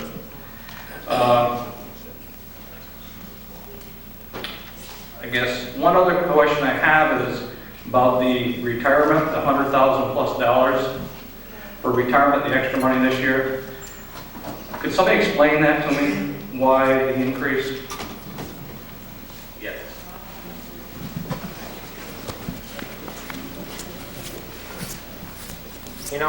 With the, first of all, in the district, we work with two retirement systems. One for the certificated staff, which would be the teachers, teacher assistants, principals, superintendents. Okay? That's the New York State Teachers Retirement System, and that's not scheduled to go up much at all. But that's not the issue. It's the employees' retirement system. For the non-instructional people, bus drivers, custodians, mechanics, teacher aides, secretaries, and so on. That one is scheduled to go up about 11%, but there is something happening with the legislature right now and the comptroller to try to get that cost down. But it hasn't happened yet. We have a letter that says it's going up significantly, and we have to plan for those budget increases. Actually, if I would think that the village of Rouse's Point, the village of Champlain, the town of Champlain, and others are experiencing the same thing because many of their workers were belonging to the same system, I believe. Okay. So your costs are going up significantly too, I believe. Well, we've probably heard different figures like you have. Have you heard 4 and 5%? I've heard 6.5, I believe, or something like that. We heard 11. Heard 11. And then the comptroller has indicated that they're looking at a plan to try to get the cost of that down to something more manageable, so we don't have this huge increase. Now, the interesting part about that is, if they reduce it to 4.5%, are they asking us then to amortize the difference over the next 5 years, which would cost us probably 7 or 8% a year on whatever that is for the next 5 years? That may or may not be very attractive to the district because we incur more interest. So I really can only say that to you because we haven't heard back yet. It's not been confirmed, and it probably will only be approved when the budget is approved. But we really have to plan for what we think our actual expense will be next year. Otherwise, we will be reducing our fund balance, and that could be a dangerous thing for the stability of the school district, because it is fine, but we cannot afford to have any unanticipated expenses, any surprises, because we really don't have the extra money in the budget to deal with too many surprises. Just like in your home budget, if something goes awry and you have to find a large sum of money, it presents quite a challenge to you. We try not to have a lot of extra money in the budget. We try to have only enough to get through the year so we don't have to raise the taxes any more than necessary. Thank you. Does that give you some idea, sir? And while I'm here, regarding the 5-year plan, when the board resumes the work on the 5-year plan, it's kind of been put to the side for just a few months because we're spending so much time working on the school budget and other school matters. And when that gets back online, probably this summer, this fall, then There'll be more meetings. We've had some meetings already in regard to it, but at that time, should they wish to move ahead, maybe they will create some committees, and as we have many times in the past, when we do create committees, we invite participation from the community. So I'd just like to share that thought with you so that the community can be part of our planning process for the future. That affects us all. Okay, excuse me. Yes, sir. I know it's time for questions. I don't want to be the bearer of bad news here, but just a couple things. I had all kinds of questions I was thinking about while I was sitting there. One which was answered by a couple different people when they said, was there a proposal for keeping the school open? My question was going to be, how many people up there can actually say that they haven't already decided, but obviously already decided. Just asking now, why are we having this meeting then? Because it sounds like no matter what the people say, it's going to be closed anyway. And the second thing, just being a common working man, I'm just going to say this. There's a lot of schools going, you take a run to Plattsburgh, you take a look at Shazy, how many schools are actually upgrading? As a board, your job is to make sure that in the future, things happen for the better. How come over time, Champlain Elementary has not been added to, or any construction?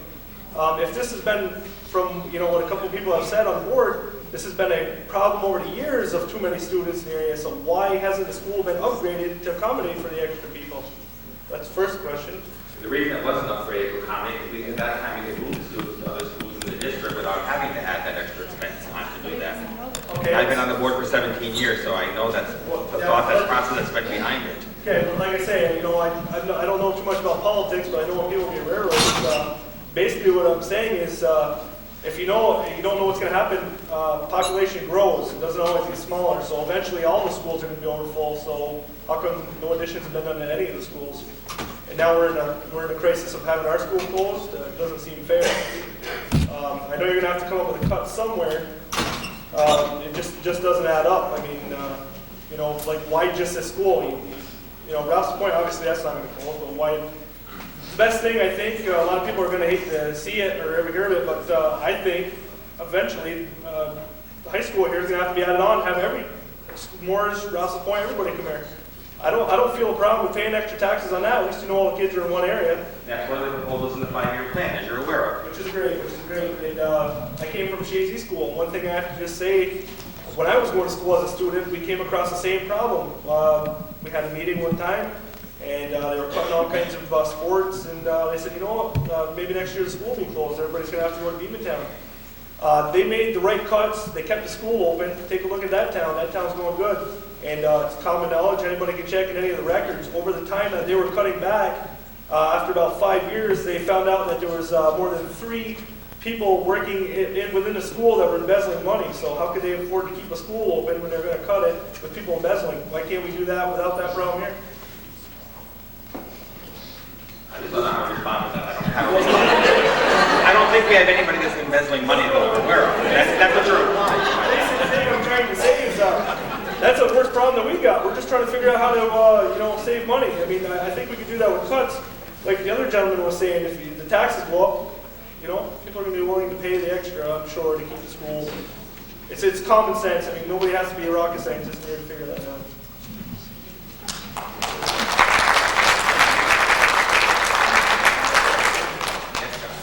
Scott Shore, village trustee again, one more time. I just want to know if somebody on the board did an analysis on, as you're speaking as a 5-year plan, on closing Rouse's Point first, instead of Champlain first. Why can't Champlain be second instead of first? I mean, as a community, I believe there should be more than one proposal of our school being closed. We don't see Rouse's Point with the figure of that school being closed. It being a vital piece of property for the next door, why? And you could probably build an addition and pay for that school on the addition to the big school, to house the elementary, and without state aid. Thank you.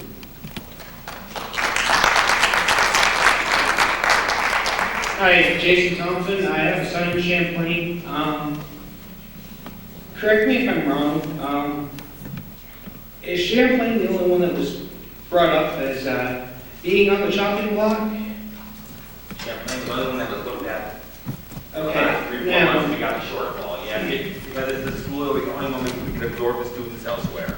We couldn't close Russell Point, to answer Mr. Short again, because there's no way we couldn't absorb those students in the other 2 remaining schools. okay. Now, Why not, excuse me, why not go to split sessions? Is there, anybody ever looked into that? Yeah, that was discussed. That was discussed among the board one time. That's very difficult to go to split sessions with working parents. And we were taking that, one of the major parts in that consideration was that.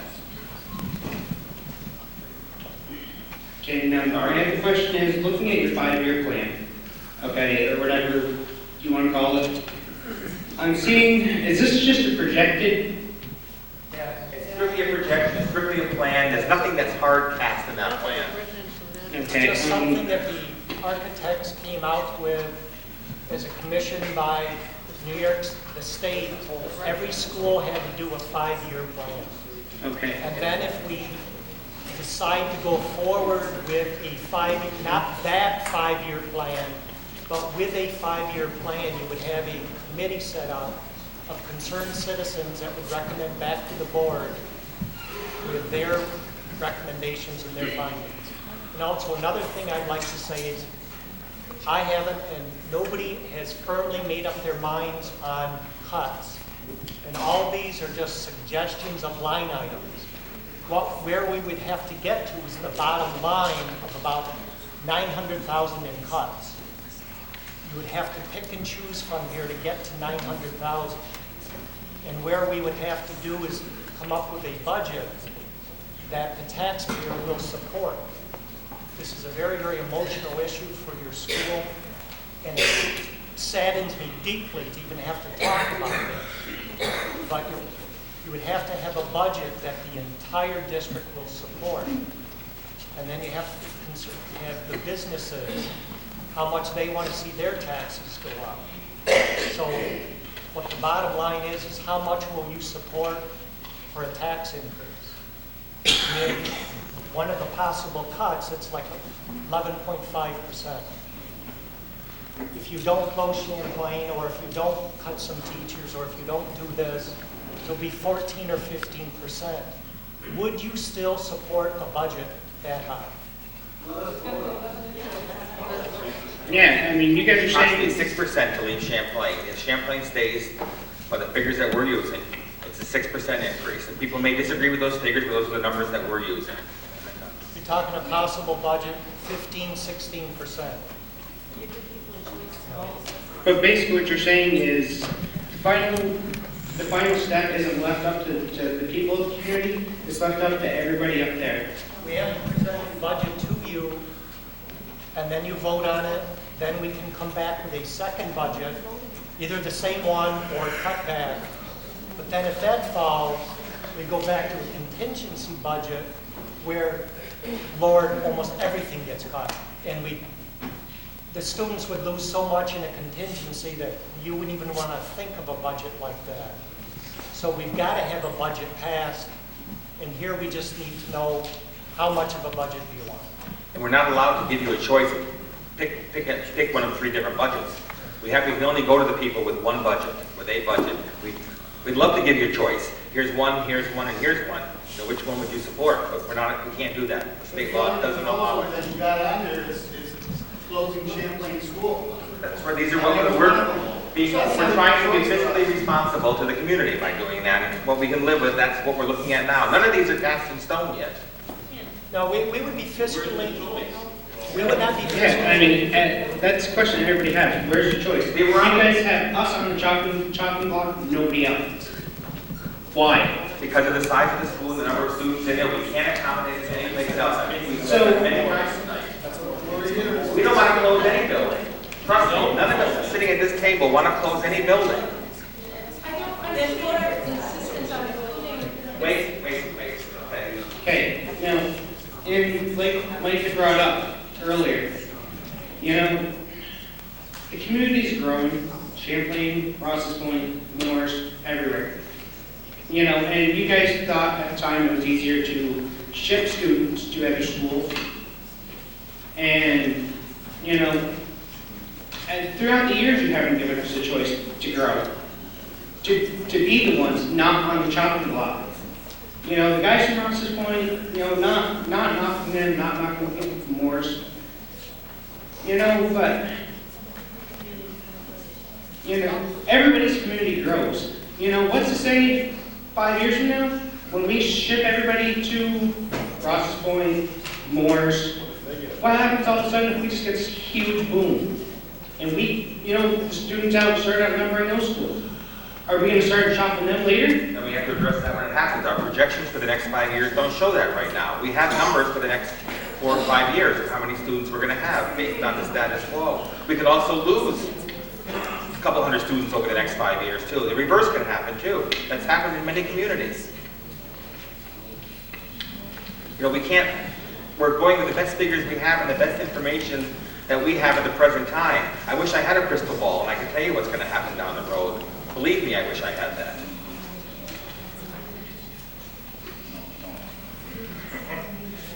Yes, over here. Vice President. I realize that Champlain Elementary is a family to so many of you out here, but to me, my family is my sports. A lot of you keep saying, oh, just cut the sports, cut the sports. Well, the students feel more strongly about sports than anything. I've heard so many complaints about saying, oh, I heard they're going to cut everything from varsity. The students are so worried. This is why I've written up a statement that the students kind of want to be. I have a copy for you, and if you don't mind reading it. Right ahead. When you think of Northeastern Clinton, what do you think of? I think of our sports programs. Sometimes they're the only enjoyable part of my day, and that goes for a lot of the other students who are participating in sports too. It's something to look forward to and to keep students out of trouble. It's also a chance for some students to make new friends and a place for them to fit in. When you are on a team, it gives you self-confidence, and in high school, you need a lot of that. Our coaches become friends and people we can look up to as role models. Someone we can go to if we need help with anything. Sports means so much to so many of us. Sports is a big part of our school. As sophomore class president, I have heard so many worries and complaints about even thinking of cutting any part of sports. The students feel very strongly about this. They are even thinking of going to other schools just to play sports. Next year, I will be unable to play JV sports, but I know that our varsity programs would not be as successful as they are today if it wasn't for the JV and mod programs that got them ready. No one is going to be able to go straight to varsity and be successful. Hopefully, you realize that cutting sports will greatly affect the everyday life of our students. And I realize that anything you do will, but this is the one thing that I've heard that they don't want to happen. What will students look forward to, and most importantly, what will keep students out of trouble? The students are on sports teams, their grades go up to stay on the team. When you're waiting after school for practice, Miss Bushy is always in there making sure we're doing our homework, asking us how our grades are, and our coaches are always reminding us to keep our grades up and to stay out of trouble. Mr. Felicelli, a 9th grade teacher here at NCCS, gave out 41 deficiencies in the first quarter of this year. Only 2 of them went to students on sports teams. He thinks it's an academic motivation, and clearly the numbers speak for themselves. So many of our graduates here at NCCS have gone off on sports scholarships. Without JV and modified programs, our players won't be able to be as successful or play up to their potential. Sports have given students a chance at college and inspiration to keep their grades up. In conclusion, I'd like to point out that sports are a way for some students to express themselves, and for others, just something fun to stop them from worrying about the hard years that have to come. Thank you.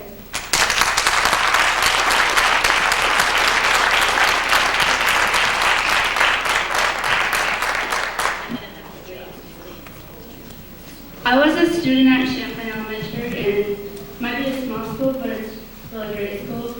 And I'm not saying that Mars and Ross Point isn't, but in Champlain, your teachers, they're not just teachers, but your friends.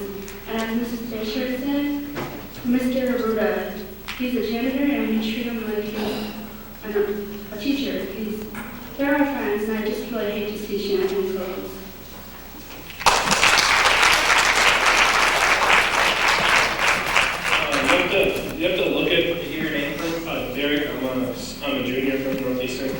you have to look at this in the kid's perspective. It's not taking just the kids out of their school. It's like taking their family away from them. The teachers at that Champlain Elementary School have taught you so much, and it's like taking a kid from his family and moving to a foster home. It's not the right thing to do.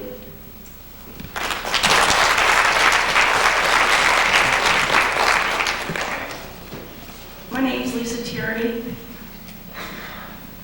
Pardon me if I get upset about this, but I have a child at each level. I have one in elementary in Champlain. I have one in middle school, and I have one in high school. We have to stop and think about the children. My son is getting ready for college. He's in 11th grade. He needs the extracurricular stuff that this school does offer to be able to get a good scholarship to a college. Because as his parent, I've already told you, I can't afford to send him to college. You know, he's got 2 sisters behind him. You know, it's hard for families sometimes just to make it from year to year, day to day, paycheck to paycheck, however you want it. We, as a community, have to help our children. And every child in this place, I consider as like one of my children because they're within the community. They all need to be helped. We all need to help them. By maxing out the classes in the elementary classes level, number one, you're putting an extra burden on the teachers to be able to meet all of the new state standards. As Mr. Granbury said, because of the regents that these children have to pass in high school, we are paying someone to teach them after school. Maybe if we keep the smaller classes and keep all 3 elementary schools open and be able to give them the extra instruction at that level, when they come to high school, they won't need to be taught after school. So they can pass these classes. The sports program, right at this point right now, both of my children are in it. One's in varsity, one's doing modified. It is one thing that I'll tell you gets them out of bed in the morning when I say it's time to get up. Time to get up, time to go to school. No. You know, to them, you know, just like any parent who has to get up and go to work, you really don't want to. You force yourself and you go. These kids, because they have the sports, they have the band, they have all of this other stuff that makes their day more exciting. They get up and they're ready to get ready for school. All 3 of my children have gone through band. The easiest morning to get my kids up in the morning is a Tuesday morning to get them to school for 7 o'clock in the morning. To get them to hit the bus at 7:30, forget about it. You know, it's yelling all morning long. These are special things that these kids need. I know education is very important. It's very important to me because I stress that very highly with my kids. I insist they all be on high honors. And maxing out, closing an elementary school, maxing out classes, all we're doing is hurting our children. When it comes to the future, and we start cutting everything, and making it too hard for them to get the special attention that they can get in a classroom that's smaller, I don't know what type of board we're going to have in 20 years when we're expecting them to do it, when we're taking away their chances to grow at this point.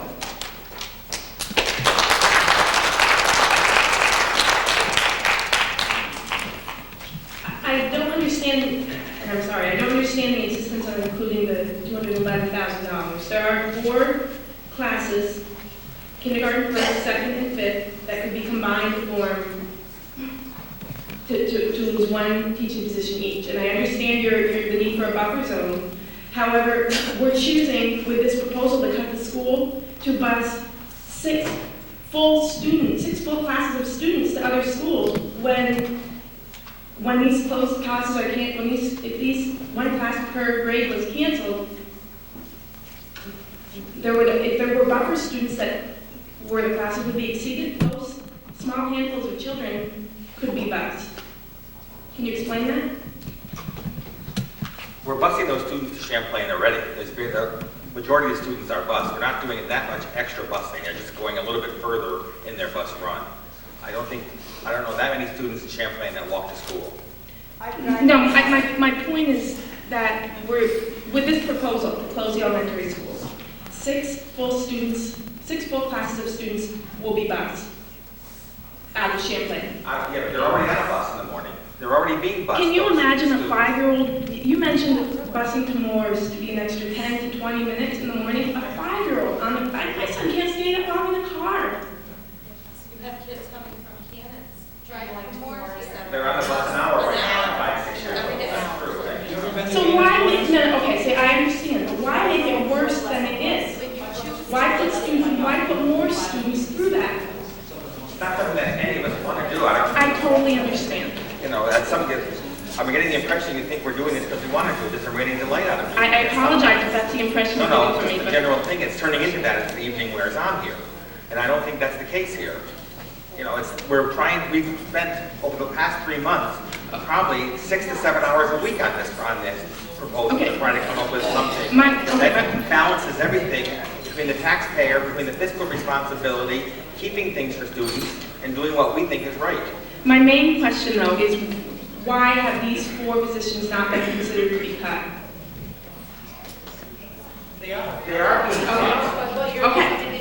In a regular budget, those 4 positions would be looked at to be cut. Okay. So you could cut them at wherever. But if you look at cutting 4 positions, Champlain has 1 class per grade.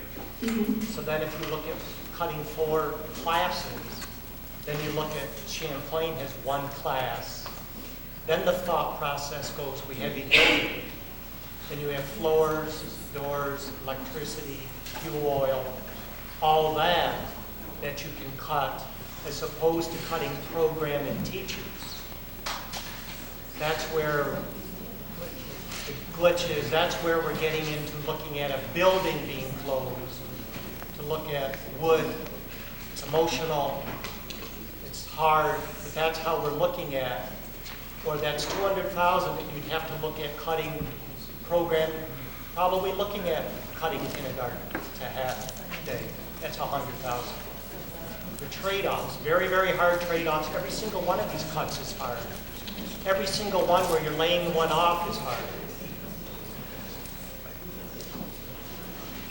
Are we going to be given an option to vote on a budget, the whole community, the whole district, on what could happen if the $195,000, we keep that in there and we keep the school open?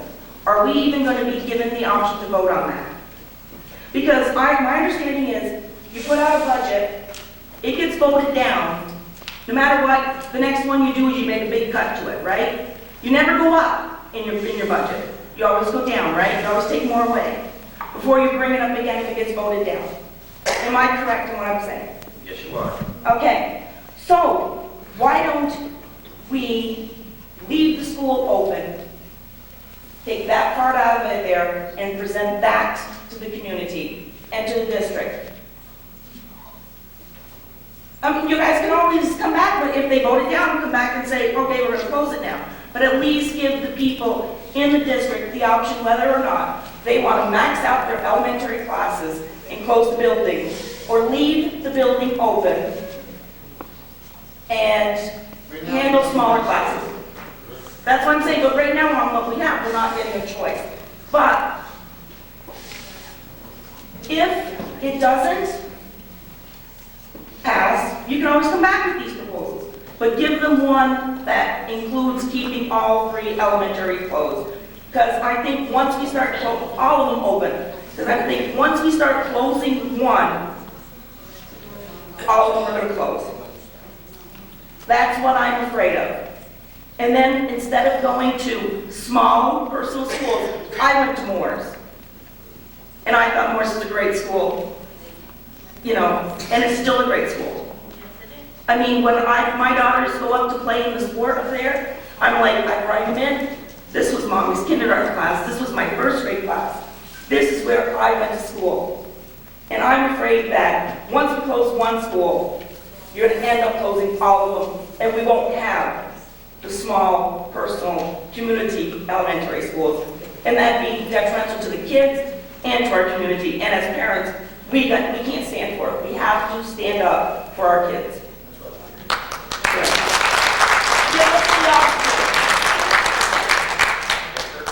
I just want to agree with those last comments and add a few more of my own. I don't believe that the case has been made that this is the time to be considering closing one of our schools, regardless of which one it is. I think the first budget proposal that is put to a vote should not include closing one of our schools. We should get a viable alternative presented to us to vote on before closing one of our schools is considered. If that first option does not pass, then we as a community are going to have to realize that our only option is to close one of our schools. But the first budget proposal, I don't believe, should include that. That should only be a last resort.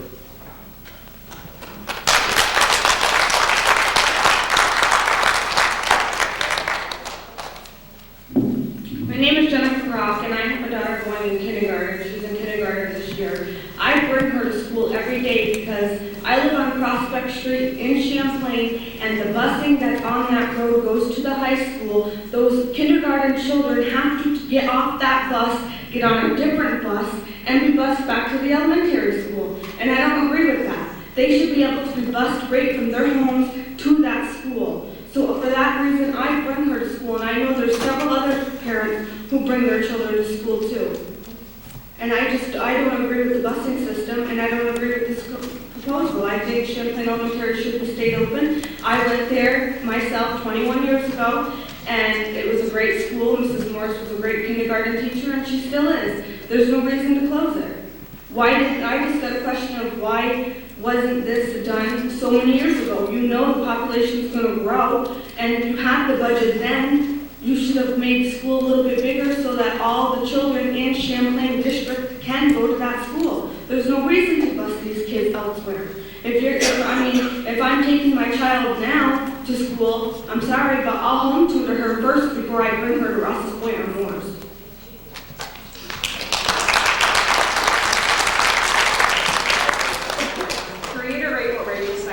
Numbers are clear. There are positions that can be cut without closing Champlain Elementary. There are children, if need be, you're showing, let me see, 52 kids, is it, in Moore's in the 4th grade next year. You know, whatever way you're going to do it, they're going to be classes maxed out. Minimal busing. You're saying, yes, our kids are on the bus. Personally, my children don't have to take the bus. My husband works at school. They can ride to school. So they aren't bused. And there are several kids. I have concerns for the children who've never ridden a bus before. Their parents bring them to school because of the issue, of the busing issue. I hate the busing, personally. That's why I don't want my kids on the bus. They learn a lot of things that they really don't need to learn. I have an issue that if you do close Champlain, which I don't want to see it happen, but if you do, I sure do hope that a bus comes down my street finally to pick up my kids. One on Willow Street, finally, to pick up those children so they don't have to walk up to the corner at Main Street. There's also Ashline Drive that they have to, if the bus doesn't go on. You have added busing there. What are we going to see? Some kids that can fit into Rouse's Point, some kids can fit into Moore's. How many buses? Are we going to be going back and forth? That's going to be a chaotic situation right there. How do you plan on separating the students? In all honesty, I've heard rumors. This is what my concern is. And the lady, she's not here right now, to clarify something. I have nothing against Moore's School, Rouse's Point School. This is my sister here. I went to Moore's School. I loved it. And I loved the education. And I know a lot of the teachers there. They're great teachers. Unfortunately, there have been comments that have been made throughout the community regarding Champlain kids. regarding how they're going to be divided. Whether they're rumors, I know one for a fact is a rumor, but I'm not even going to go into that. But that's my concern for our children, as far as how they're going to be treated, not by the teachers, because the teachers are very professional, and I know they're not going to say, well, you're from Champlain, you don't count. We have kids in our building from Moores, and you know what? They're one of our kids. It doesn't matter which town. We have kids from Rouse's Point. They're our kids. That's the way we feel about your kids. You know, they're all our kids, and that's how it should be. I know you are. But everybody is a Northeastern kid. I don't like a Moore's child or a Rouse's Point child or a Champlain child. They're all a Northeastern kid. There shouldn't be a difference between them. Oh, you're right, there shouldn't. We're talking children. Children will be very petty. These kids ain't got much money. These rich kids over here aren't going to have much to do with it. But that's true in every community, in every school, in every building, in every facet of life, that you have the haves and the have-nots in those cases. You go there, every child plays with every child, regardless of money, race, whatever. That's right. Every child in that building thinks of every family. And you send that child to Moore's, know the teachers, know the parents, but kids are nasty. Kids can be very nasty, and that's what you're going to get. When I don't have the right clothes, or I don't have the right this or that, it happens. You can't deny it.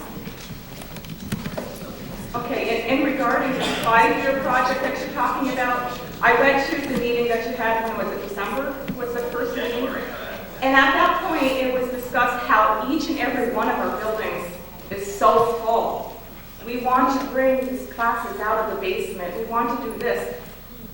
And you're thinking of adding more to these, the 2 buildings?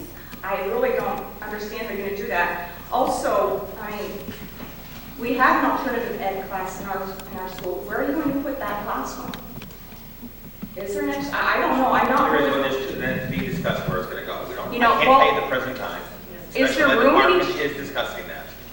Is there room in either of the buildings? Yes, I think there is. There's room in both buildings, I think. Okay. Some reorganizing of rooms. Okay. And you know, what comes into effect of if you close Champlain, what happens to our playground? What happens to the tennis courts that the high school students use for, you know, when their matches and all? There's a lot of different issues that, I mean, I'm not even sure if everything's been I addressed. think the playground was put there where the things actually could be turned over to the village, which is behind the library property. I think that was part of the plan, if I'm not mistaken. Rest, you can correct me when that was done. We own the playground, but it could possibly go over to the village. That's why it was put on that side of the building. I was an integral part of doing that. I was involved in that. So was I. That's what you were told. That road is supposed to be turned over, the driveway is turned over to the village, but where the library, the tennis court, and the playground are supposed to revert to village property. Well, not revert to it, but it was a possibility. That was kind of a gentleman's agreement that was made at the time that was put there. That's right. Well, I've heard about gentlemen's agreement that, and I think Mrs. Orr was talking about one before, and the gentleman had left. Are they still here? Is that playground still going to be accessible if you close Champlain to? Well, I was on the other end at that point. I think I was built, so I would hope so. Now that I'm on this end. I sure do hope so. I really would like that to be accessible to all the students. One of the things, too, and I don't have my paper in front of me, but was about the public hearing and one of the different discussions of the building. I'll tell you what, I think you'll have a lot of people even angrier if you choose to use that for, some other, I'm not sure if it was worded administrative purposes or whatever school purposes. I don't know how it was worded, but if you take the school away and you're going to leave it open for other school purposes. They were talking about someone taking over the private school or running a charter school. There's many other options, or a daycare. I'm not sure which one it was. We're talking about in the notice of the public hearing. I'm not sure which one. What does it?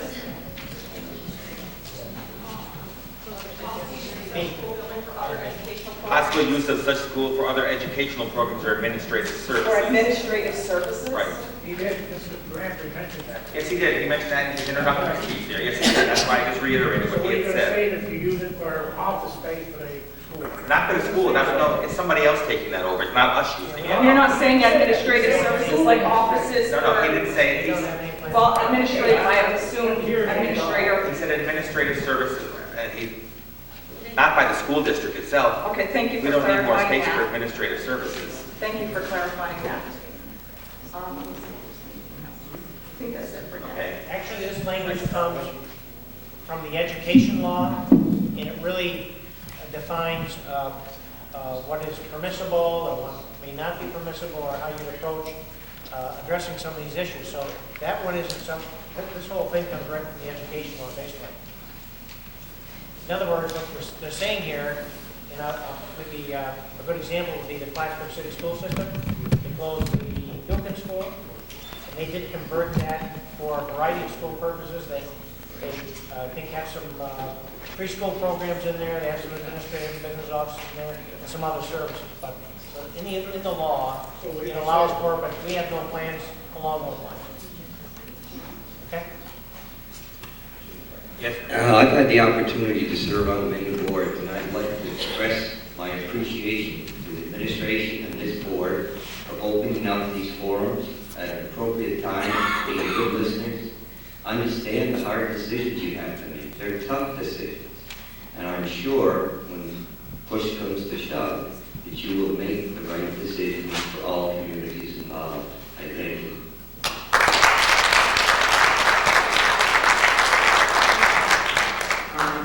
This is more of a statement that, because I know a lot of parents have concerns with how they're going to be accepted. They're not, I don't think they're worried about the parents, the teachers, or anything else accepting them. But harsh reality, kids are crude. Some of them will accept you. Others, they will treat you like an outcast. I honestly think that's what some of the biggest fears of the parents are. It's not how the teachers are going to accept them or anything else. It's how are the kids going to accept them. Are the kids going to treat the kids from Champlain any differently? I was one of the kids that, went from one school to a different school, and the grading I got wasn't a nice one.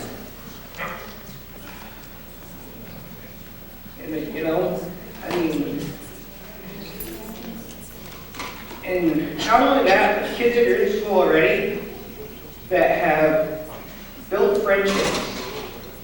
By you separating these kids, what damage are you doing?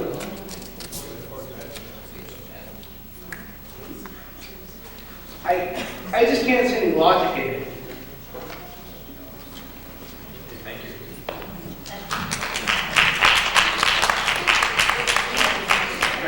Quick question, maybe just a clarification.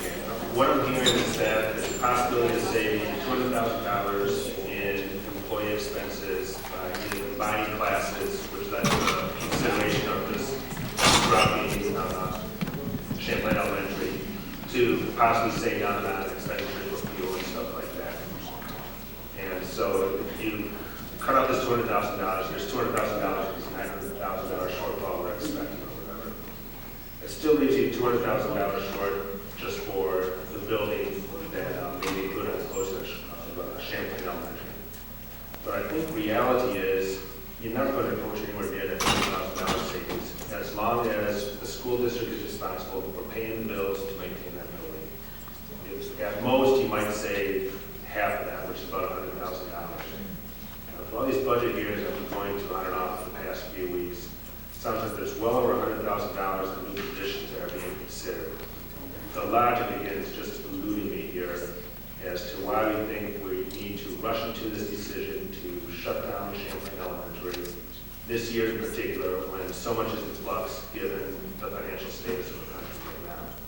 Again, I think the board needs to really strongly consider what the actions are that they may have by opposing the shutdown versus considering how things are going to possibly change over the next year or two before they make this decision that is likely to be irreversible down the line.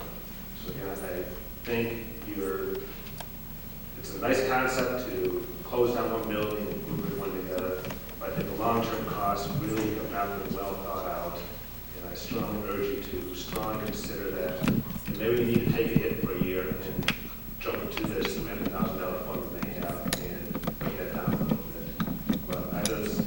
live under the impression that we are rushing way too quick into this decision just because of the current budget status.